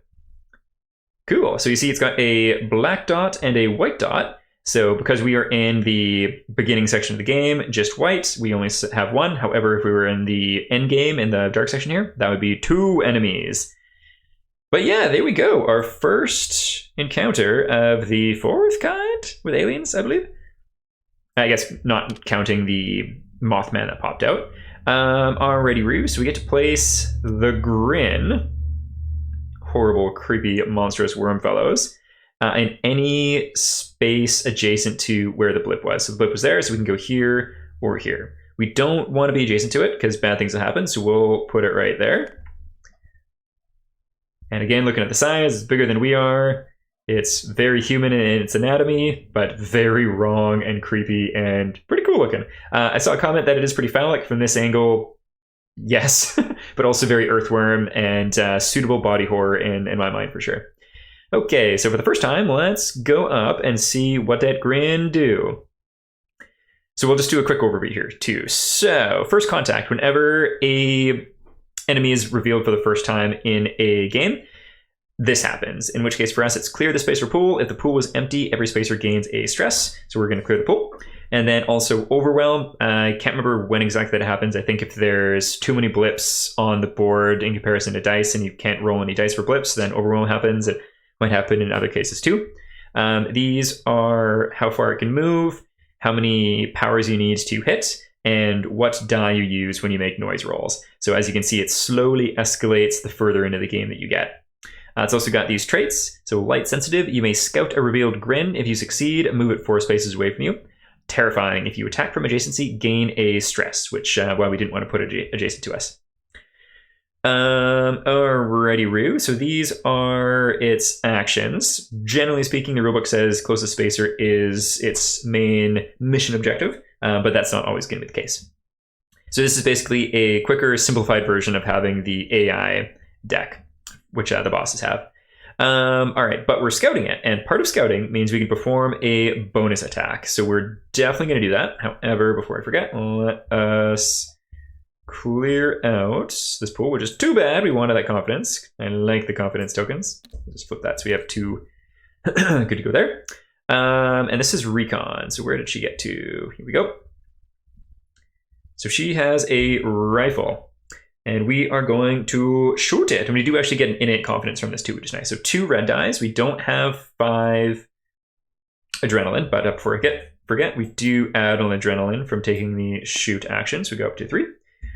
And so 2 red dice. We do have 1 free reroll. It's range of 4, 2 suppress, low chance to crit, linear, so it's got to be in a straight line, and we can leave a confidence token, and heavy. And there will be a noise roll for this too. Let us do the thing. Needing 1 more red dice. There we go. So roll and roll. Oh, that is not very good. And what did we need to hit this fellow? So we needed 3. Right now we have 2 partials, which makes a success, and then 2 potentials, which we can't do anything about. So we're going to use that free reroll. Oops. No good. So we miss. That is a shame. What do we want to do with that in that case? That is a bummer. We do have someone else who could go. However, we could also do, what's it called? Is there anything else that this character would be able to do? Go check it out. Incoming inactive pool is empty. Gain a stress to take 2 expertise tokens there. I don't think that would have done anything for us. No, it wouldn't. So I think let's burst, which is going to make give us 2 extra noise rolls, essentially, because we've now fired twice. And use up our second ammo, which means this person is out of ammo. Let's go ahead and grab a ammo token. And we'll just put it right there, and we'll just say that that means it's out, and we'll scoot it over here after. Okay, so let's do that again. And we don't have the effect of this gun anymore because we've already used it this round. 2, 3, I think that's exactly what we need to wound. Yes, indeed, that is good. In which case, it's got a response it's going to do. The corridor fills with cracking. If there are less than 2 Grin or blips on the board, immediately spawn a blip. Okay, so we shall do that because we only have 1, 2 on the board. So let's get rid of this Grin. Bye-bye. See you soon, most likely. And then the nearest to the spacer that did that is going to be down here. And then facing as many spacers as possible will be about that direction, so it'll go up that way.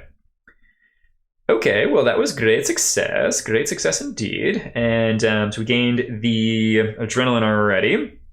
Let's go ahead and move 2, going 1, 2. Meaning we now get to reveal this. So, if I recall correctly, we're supposed to read the Mythos book. Let's see where that was. 0112. Okay. 0112 up here. The solar ring corridor drowns in twilight. The recycled air is heavy, dry, and all you can smell is your own sweat. Strange noises echo through the ducts, knocks and knuckles cracking. The radial elevator lies just ahead. If not already opened, open location book 2 on page 2 and connect it to your current location. Place new blips, discovery tokens, and anomalous readings as shown in the diagram below. Note, spawn random unique intruder on space 9 marked with that symbol. So what we're going to do, we'll flip this over. There we go. So we can see that there we got a lot more of those fire tokens. One thing I want to look before I get it set up is it says that orange keycard needs to be used at a specific place. And like near the elevator. So the elevator is here. I don't see any symbolism on the map that specifically strikes me as an orange keycard, except maybe this. Like that feels like the keycard and that looks like the keycard. So maybe that is it. Okay, cool. But we'll set this up. Big fan of that automatic asset loading. Cool. And then we've got this guy. So he's on the board. He is a unique specimen. We'll go take a look there.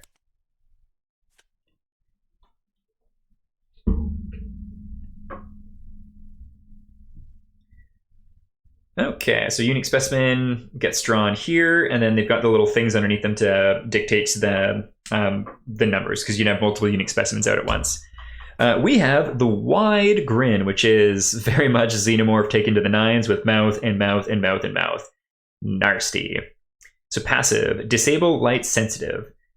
It doesn't specify if that is for every single one or just it. I feel like just to up the threat, like we'll just play it as, I think actually the rule is if you're not sure, make it the worst for your character. So we'll do that. It's for all of the grin that spawn. This one's actually pretty baddie too, way harder than the first one in the other partial playthrough I did. So its movement is increased by 1. Its AT fields, I think antimony field is also increased by 1. So we need a 4 to hit it. And it gets a black die, which I assume it just rolls to hit with a black die in addition to whatever else. So wide grin is not a good time. That's a baddie for sure. Okay, but it is our turn. So we've moved 1, 2, and then we could move 1, 2, 3 and get onto that, which I feel like we probably will. Actually, do we want to? Maybe we'll just move 1 and pick up this thing. No, we'd have to fast scavenge. Do we have any tokens in there? No, we do not. So let's just go move 2. We'll go 1, 2. Nope, that is the wrong thing. You go back there, please. You go there, please. There we go. And we're going to move 1, 2. There we go. We'll gain a stress for that one. Why not? Okay, then last up for this turn, again, this turn took a lot longer than I expected, going through the various stories and stuff, is going to be this person. So we are going to move 1, 2, 3, 4, 5. I kind of want the item. It's dangerous, but I kind of want the item. Do we want the item that bad? I don't know if I want it that bad. Maybe not. We'll keep going here. Okay, let's go 1, 2, 3, up to there. And that'll be a noise roll. So in this case, we have 1, 2, 3, 4, 5 blips on the board now. So 3, 4, and 5. Just as a note, there are 6 white die in here. And if you have more blips, then you have the kind of die. I think I said it earlier, but then you need to roll a higher tier die. So we'd have to roll a red one. So 3 of them are going to move. Let's go ahead and move 1, 2, 3. There we go. So that is a noise roll completed. And then we'll go 1, 2, gaining a stress. And that, without further ado, is going to be the end of our turn. So we'll go, end of our turn, but now the intruder is going to go. In which case, the intruder is going to activate. All intruders act according to their AI protocols or AI card. And let's go take a looky-loo what this one's going to do. So its movement is 3 plus 1 is going to be 4, once again, from its being a unique specimen. So a 4 is not going to get it anywhere near us. 1, 2, 3, 4. In which case, it's going to use its last one, which doubles its move. It moves twice, basically. So it'll move 1, 2, 3, 4, 5, 6, 7, 8. Very scary indeed. That is the end of its turn. It doesn't get to do anything else. But we're definitely going to have to deal with it next turn. And then next up, I think it's Blip Patrol. Yes, Blip Patrol. So last person to move, once again, was Scientist down here. So that'll be the basis of this Blip Patrol. So we flip this. Let's see, is it going to scan first time? Nope. You're going to scan now? Nope.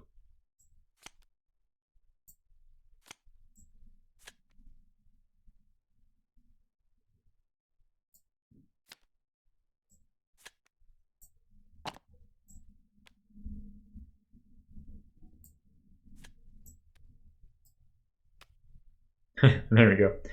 All right, so upper left, just 1. Upper right, just 1. Bottom right, 1. Okay, bottom left, 2, 1 everywhere else. So bottom left is actually going to be no one. And so just 1 for these. So that'll be 1. And that'll be 1. 1. And then 1 everywhere else. So there we go. And there we go. That's going to bring it to our turn. So in a perfect world, we can take this thing out, but we don't want to get adjacent to it. And it's also the engineer beside it, who does actually have a pretty cool gun. They picked up this contraband rifle, and we can actually shoot them from where we are now. So I think let's go ahead and shoot them and see what happens. We'll start with that.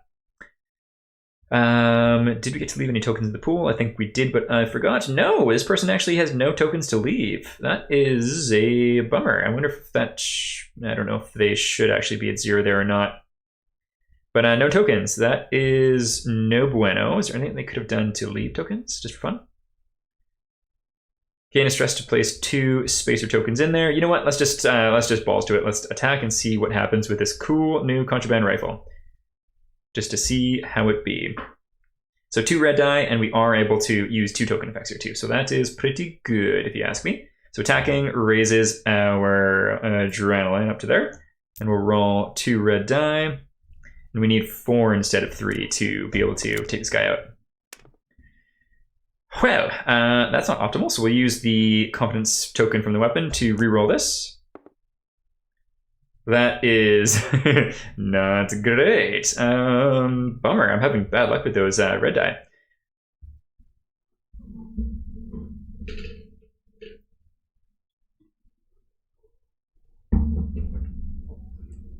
Okay, so that would allow 1. There is none. 3. So funny enough, we would have... Oh, actually, no, hang on. So we got 3, and then we do have the discipline token, so we can turn that into a 4, meaning we are able to take out this grin. So let's take him off the board. There we go.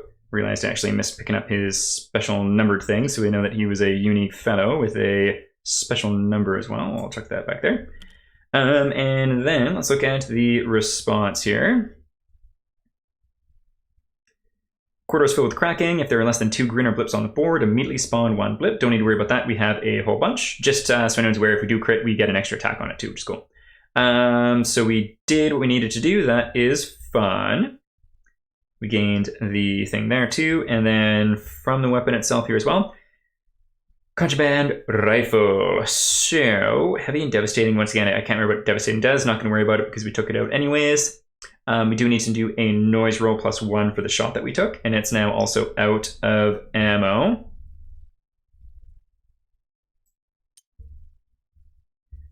So we'll grab that, place it there, just showing that we are out of ammo. Or actually, you know what? Maybe I'll place it like right on top of the item. I think that makes more sense. Who was also out of ammo? I think a recon person? Yeah. So we'll place that just on there to show that we're out, and then we'll move it elsewhere after. But yeah, fun times. We're able to take out the unique specimen, and we have the rest of our turn to go here. I feel like this is probably tied to making this move thing happen. So yeah, you know what? I'm just going to reveal this because I think it was tied to flipping the page rather than it being this space specifically. So let's go ahead and do that. Let's grab it. And again, that might not be as intended or whatever, but it's fine. Oops. Number 3, which should be on the top here. Fantastic. So we grab you, flip you over, and something crawled here. The faint light of your service lamp reveals black, greasy marks on the floor. Did that shadow move? Gain Xenocrypt card 11. Spawn a blip on the nearest spawn point facing your direction. Then test willpower. So we'll do willpower test afterwards, and this is for Science Boy, I believe. Science Boy's willpower is... oh no, engineering. Willpower is just 1. First things first, though. Spawning a blip and grabbing that other thing. So, here we go. Closest blip to him. That is scary. So we don't want this one to move. And it's supposed to be facing him. So is that the closest? Yes, it absolutely is. We'll put that there. Then it's supposed to be facing him. So I think just straight down is going to be the most applicable. There we go. And from my understanding, we don't spawn a monster here or flip this over yet. It's if it moves one space, then we would. Because we can be adjacent to them. We just can't be adjacent when it can't move adjacent to us. Okay, cool. And then wisdom, or not wisdom. Was it wisdom? I think so. We'll roll a dice for that. Ooh, we don't have any tokens or anything, so that is going to be a 0. Fear chokes you. You back away timidly, tripping over an exposed wire. Gain a stress and make a noise roll. Ruh-roh.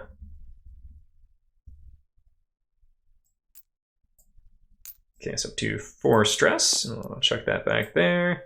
And a noise roll being 1, 2, 3, 4, 5, 6.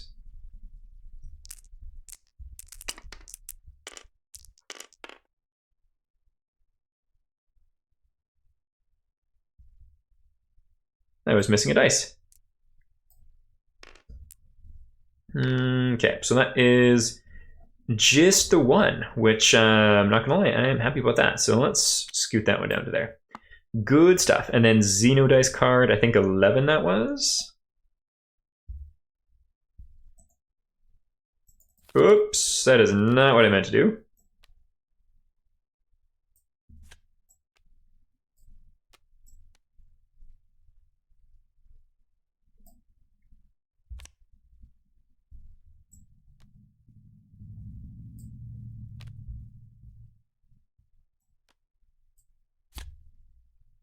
This is the one that we're supposed to grab.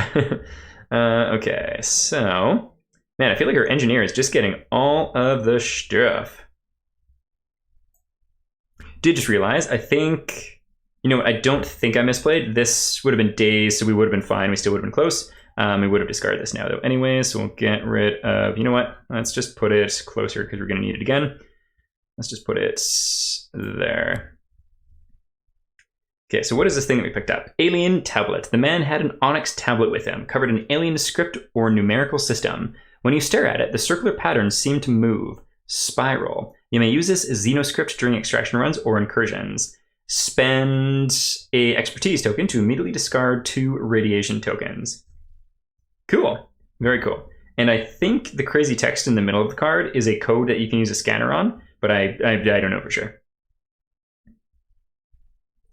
Alrighty, so let's go ahead and do our move here. So let's go 1, 2, 3, and that's going to be a noise roll.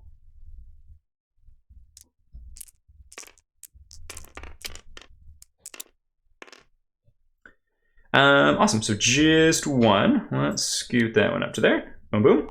And we're on a console. So let's do this thing. And this will be, oh, we can't actually do it yet because we have used our move and a action. We don't have a token to do anything there, so that's fine.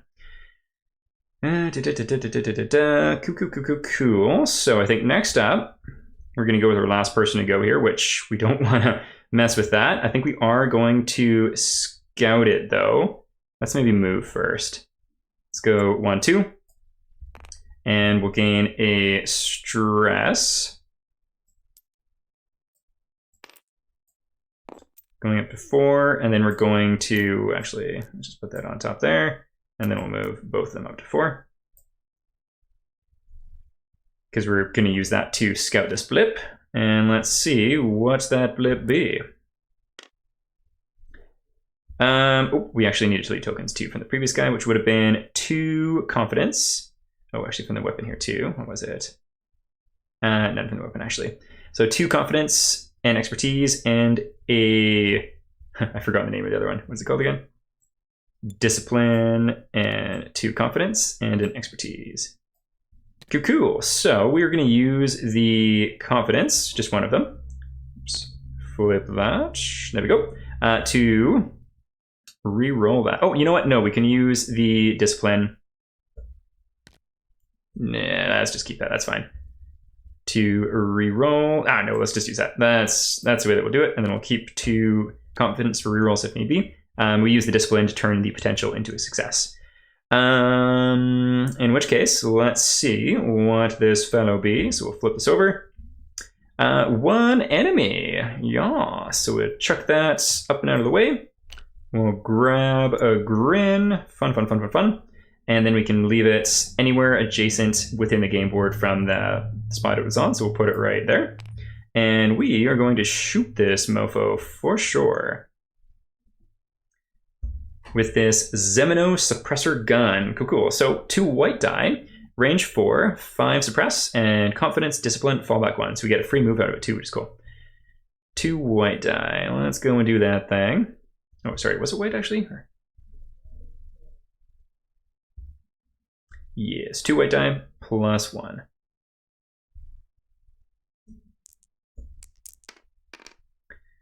Okay, so we get 2, and then do we still have? Nope, we can re-roll. So we'll re-roll this one. Perfect. 2 plus 1 equals 3. We're able to wound it, and we shall take it off the board. Goodbye to thee. And then the response here. There's less than 2 grinner blips on the board. Immediately spawn a blip. Don't need to worry about that. Cool. Yes. And then he's able to fall back 1, moving an extra space. And then let's run 3 and make a noise roll. So 1, 2, 3. And right now we have 1, 2, 3, 4, 5 blips on the board here. 1, 2, 3, 4, and 5. Oops. There we go. Okay, so 2 of them are on the move. Let's move 1 and 2. Awesome, and that is going to be the end of his turn. So let's leave tokens here. So we're up to 4 of that. So we can leave an expertise, a discipline, and 2 discipline. We're going to take this and put it on our stratagem thing. Expertise. Goodbye to you. 2 discipline. Thank you, mucho. So we'll sneak you on over to there. So we got 4 of these now. Actually, how many of these do we have here? 1, 2. So with that in mind, why don't we just flip one of them? And we'll get rid of this one.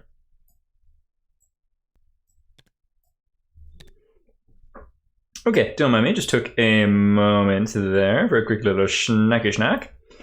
All right, so I've forgotten to scoot this forward, and so we're going to begin our next turn in the red here. And so everyone's gone, so it's now the intruder phase. There's no intruder on the board because we were able to wipe them all out. We've had some Not necessarily lucky dice rolls, but I think good use of different game effects and such, which is cool. And oops, I think this camera's gotten a little crooked. Can we just recenter that? Well, I think that's just going to be it. It's going to be a little bit crooked. That's okay. Okay, so no intruders to go. That means it's going to be the Blip Patrol. We're still in the white for this last turn, so we'll flip this over.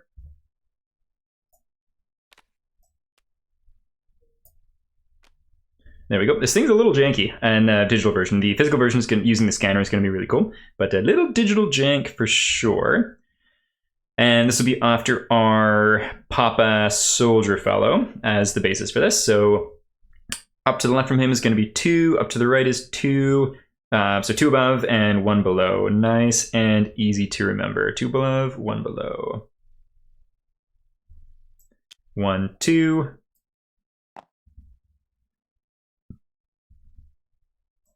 1, 1.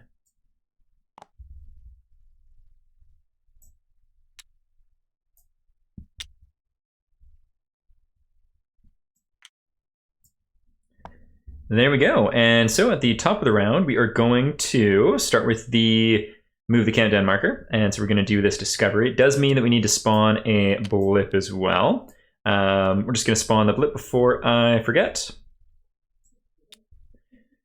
Let's see, who is the closest? I think it makes sense for it to be this way, and then it's going to be facing the... Oh, nope, that just was on top of a blip. Here, put that there. And then facing the most number of spacers is going to be that direction. Cool. And then what is this discovery here? 11.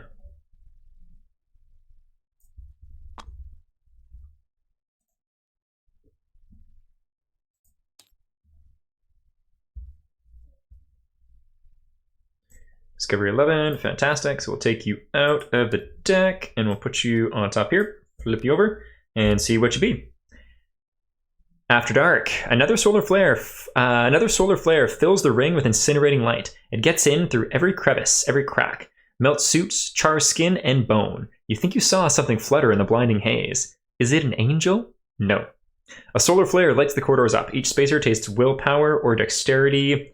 Difficulty 2. So basically the exact same thing that's happened before. If there's any blips on fiery spaces, remove any blips from scorched spaces. If you do, spawn that many blips on the closest spawn points. Do we have any blips on scorched spaces? 1. Just 1. So on spawn points instead, where would you be in that case? So it's just there, way back there. I guess we'll just say that it's here, which is kind of scary, is what it is. Okay, cool. So let's go and do those tests. So if I remember correctly, this person has 2 will. So we'll roll 2 dice, looking for 2 successes. So we got that dice there, and this one here. Boom, boom. Done deal. They can gain a...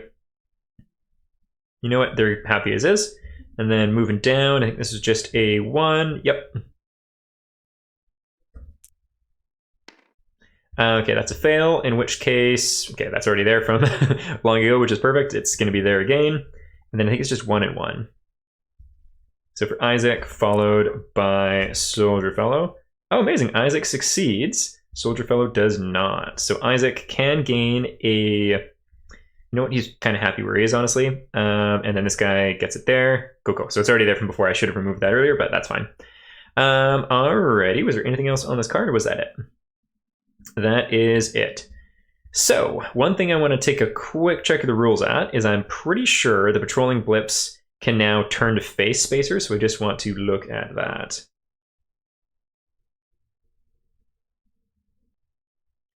Here we go. Okay, cool. So in Eclipse level, which is red, the intruders have become wary. During countdown phase, spawn 1 new blip. Okay, cool. So I'll have to do that right away. During the spacer phase, blips moving as a result of noise rolls change their patrol direction to face the source of the noise. Cool. Revealed blips spawn white and red intruders. So it'll be red dots that we're looking out for too. All right, sweet. Well, I'll have to remember that. So countdown phase, we spawn a New blip, which we knew that noted that already because it says it on the sheet. I just forgotten it personally. And so it's going to face the most amount of spacers in this case. So let's go ahead and put it up here.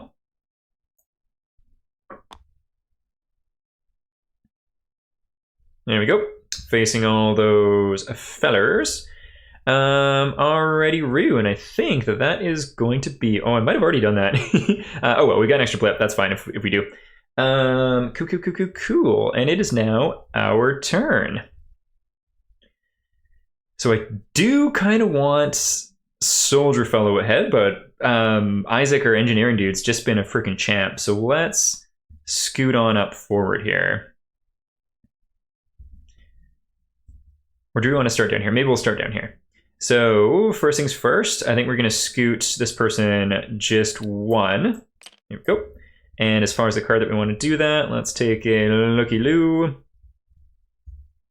So move one space, if not preceded or followed by another move. Fast reload, in which case we cannot do because this gun is heavy. So let's see what happens here. Let us see what happens. Is there anything else we would want to do on this side? Move two? No, so we just want to move with one. We can't fast reload. There we go. And what happens from this discovery? Discovery number 5. Mamba number 5.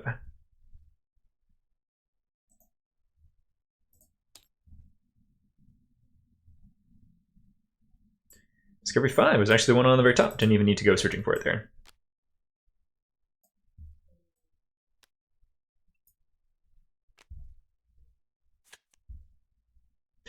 Reactivation. You stop, realizing the hatch before you has been hard locked from the outside. As you turn back towards the way you came, something rises from the overgrown floor. You were ambushed by an immobilized lone automa. Reveal the dark side of the sun, demo card 17, and place a single automa miniature on space 2A of the current location. Okay, cool. And I think that card is in here. 17, yes, so we'll chuck this up there. Actually, we'll just put you here so it's a little bit more neat and tidy. And so, immobilized automa, speed 0, AT 4, so it's a little AT is once again to hit. The automa targets the closest spacer within reach 2. It attacks with 2 red dice. If 3+ vitality was dealt, gain the Insidious Infection Condition card and 1 infection token. Same idea as radiation. If you gain 5 infection tokens, you die. Wound, so if we were able to take it out, gain the Hack Tool Gear card. Door C2 immediately opens if they are not open yet. Malfunctioning service automa lunges at you, the fungi overgrowing and vibrating nervously. Creepy. And so the way we determine the spacing is, I'm not going to bother doing it because we can just figure it out easily, but this would get pulled all the way over to here, meaning this would be space 1, 2, 3, and so forth. And then same idea, A, B, C, D. So A2 is going to be 1, 2 here.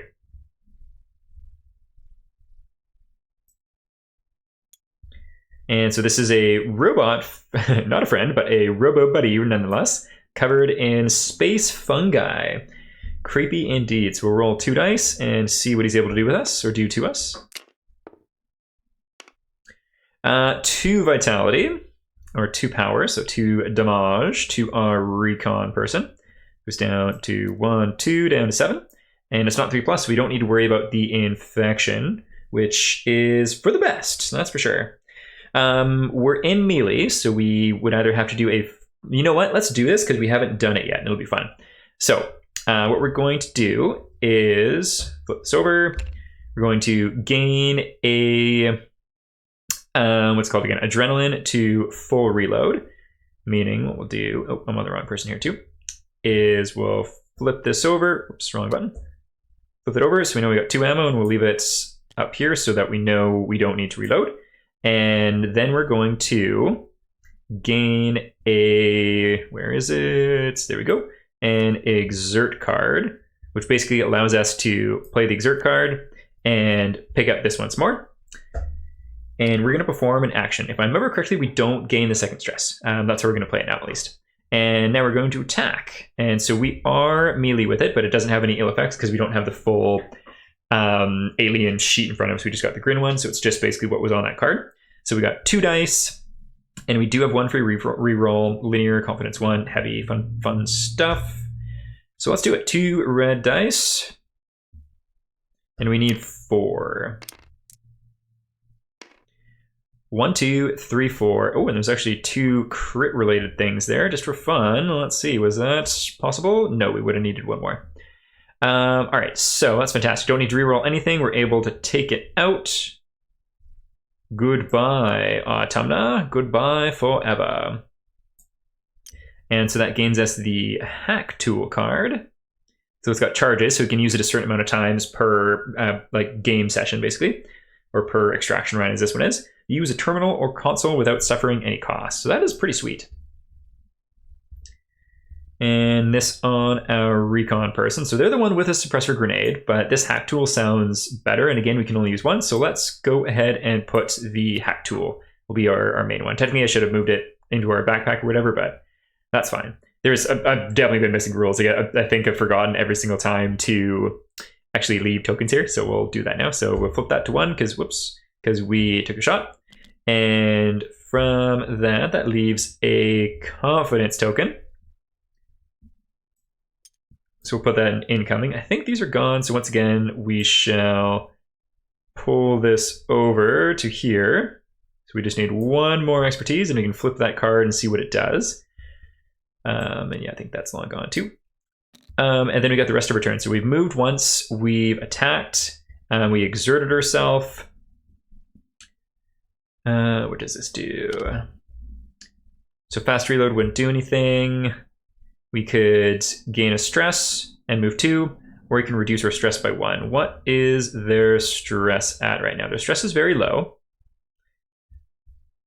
And I don't think we want to move 3. Whoopsies. Move 2, gain a stress. Do we want to get that close to that thing? Oh, this door also automatically opened up too. 1, 2. That would be dangerous. Let's do it. Let's be dangerous here and see what happens. So we'll move 2 and gain a stress. There we go. Cool. I think those 2 have already gone, if I remember correctly. So we'll go down. Did they both go, or did that one go? These turns are getting longer, and I cannot remember everything. That's all right, though. We'll go with this person here, the whatchamacall, what is the name? Aubrey, the science division. So we got blips in front of us, we got blips behind us, and we want to move 3, which will make a noise roll. So 1, 2, 3 out here, and noise roll. 1, 2, 3, 4, 5. Oh, do we have 7? 1, 2, 3, 4, 5, 6, 7. So that means we do need to roll a red dice here, which is a little bit scary.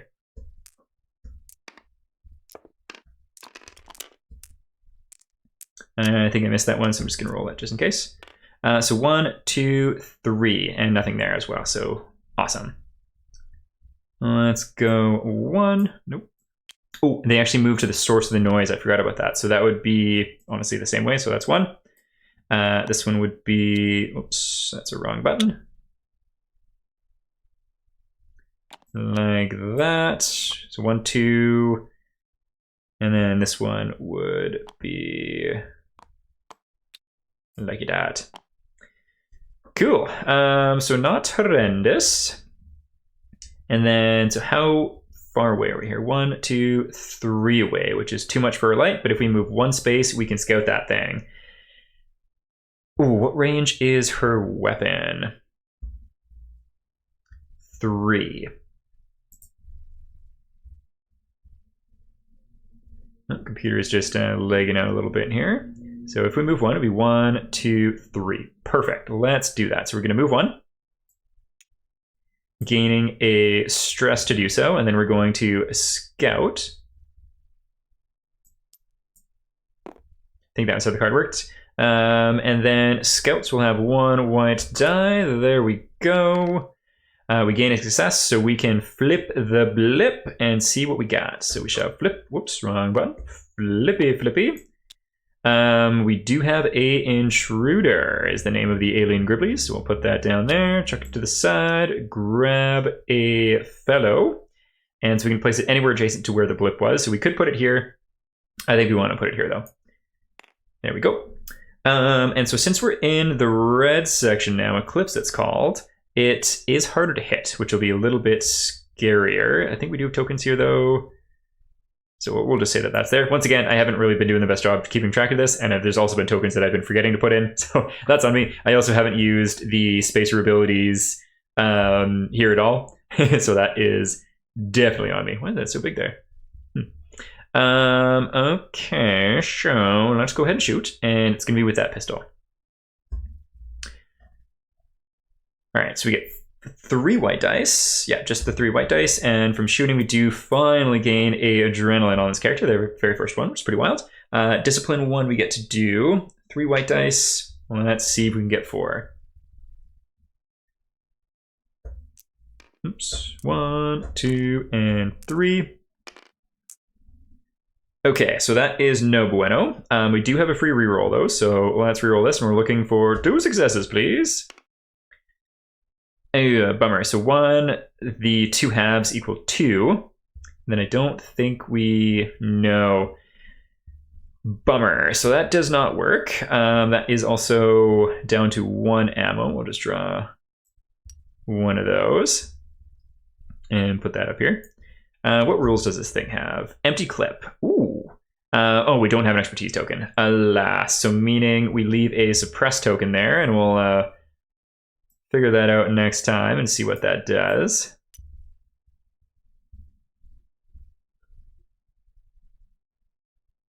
Put that there, get these out of the way here. And if I remember correctly, I think that is now the end of my entire turn. And I think what I'm going to do, it's getting a little bit later and I am getting a little bit sleepy. So I'm going to do the intruder turn. We'll have it attack us and see what happens. And then I'm probably going to edit this, post it online, and come back and see if I can do the second half in a separate video of hopefully similar and not longer length. It'll get more complicated though, I'm sure, and I figure now is a perfect time to stop. So we'll do the intruder turn, get the round situated to get started, and sign off for the evening here. Or morning, day, afternoon, whatever time it is in wherever you may be watching this from. Okay, cool. So suppression tokens are pretty badass. They count as -1 speed, -1 AT field, so they're easier to hit. And a suppressed intruder does not perform attacks of opportunity. Also cool. Good to know. So -1 isn't amazing, but could be the difference between it being a really bad hit or just a minor one. So let's take a quick look at the play right here. And so with our turn over, the intruders activate. In which case it's not adjacent, which is good. So it's not going to have its super strong attack. It is instead going to do Scuttling Bite. If the target is in movement range, the grinning thing leaps at you frantically and bites you on the shoulder. Nasty. So 2 red dice. If 6+ damage was dealt, gain the gift condition card. The gift, by the way, I haven't read what it looks or what it does yet, but I did see that it has a hand baby growing inside a stomach, and that is horrifying. Okay, so and also keeping in mind it is being suppressed, so it's got we're in the red zone here too. So instead of 3 movement, it's got 2. Instead of 4 AT field to wound, it's got 3, and nothing changes with the noise there. All right, so 2 red dice come into our recon here.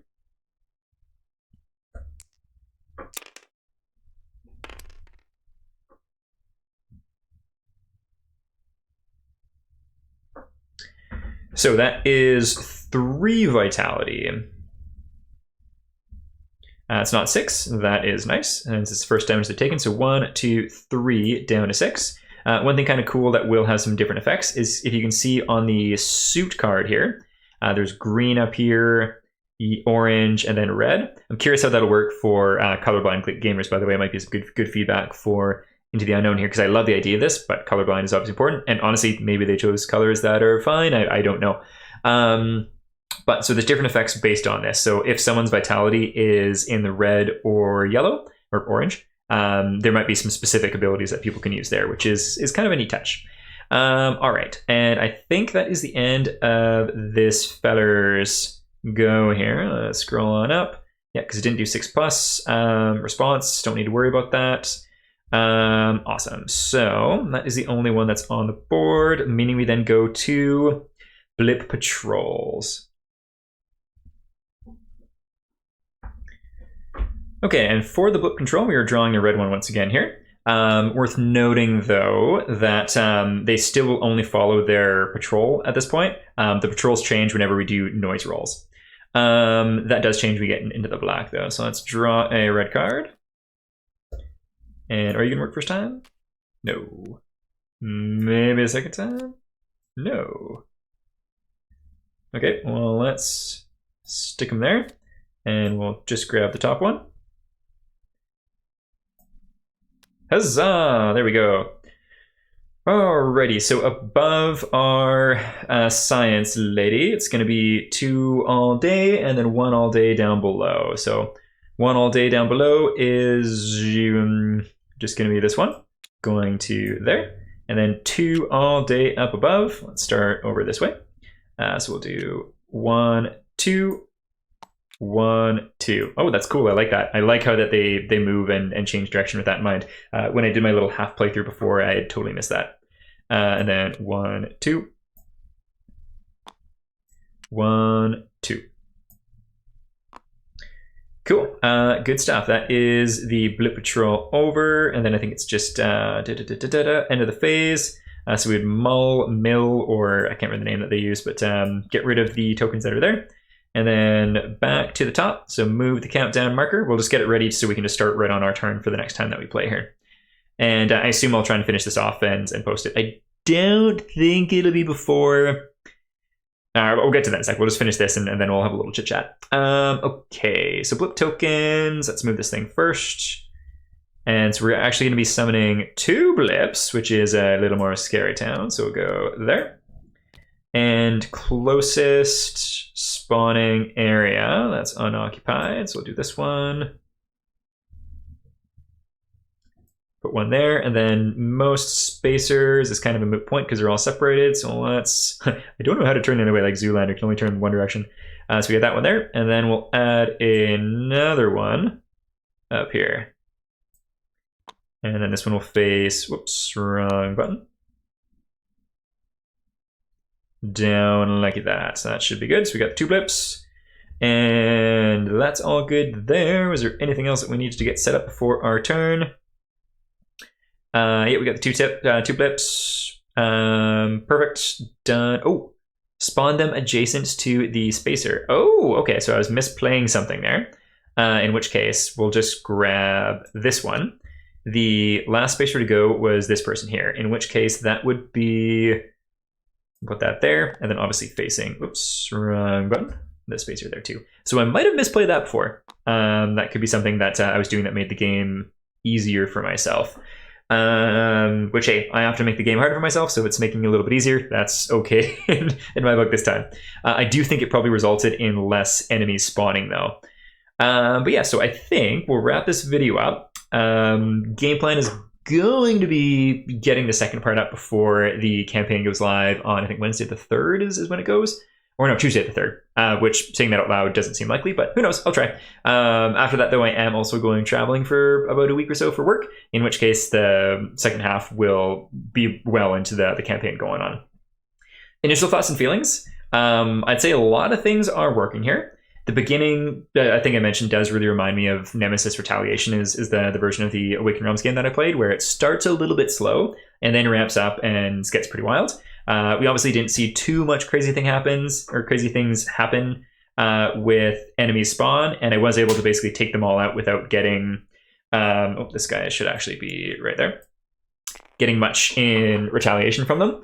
I do think this game really does feel like a snowball effect, though, so kind of feeling like you're in a sense of security at the beginning is not necessarily the case, but we'll see. Once again, too, like, I'm not experienced with Tabletop Simulator. It kind of trips me out, so I'm sure I could be moving quicker and more efficiently, and especially with doing like the self-narration and talking things through. It's just a divided focus. But yeah, so it does feel a little slow to start. I'd say most of the mechanics feel really good. I think some of it is lost on me from the translation from physical game to simulator. So for example, Like there's a bunch of tokens that I've been forgetting to do just from having to like scroll around all the different parts instead of just physically seeing it in front of me.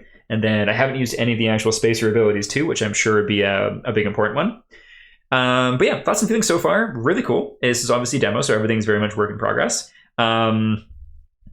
It feels like, so looking at some of the gameplay videos that I've seen, the table space doesn't look huge, but there's so many little pieces and things that do come out that I think it is going to be a pretty big in scope game, and especially with how the map's going to be eventually, where as you move to different areas, you grab the previous map book, not MacBook, and change it to a different page and orientation and such. So then things are going to get shuffled around a whole bunch.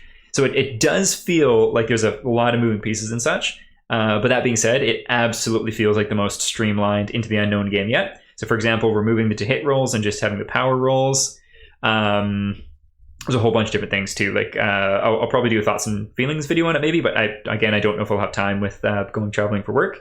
But yeah, I like it. Seems fun. The world building is really interesting. And the idea of this game is basically exactly what I wanted ISS Vanguard from, or what I wanted from ISS Vanguard from Awakened Realms. So I am very interested, that's for sure. And I look forward to playing the rest of this, which should be much more action-packed.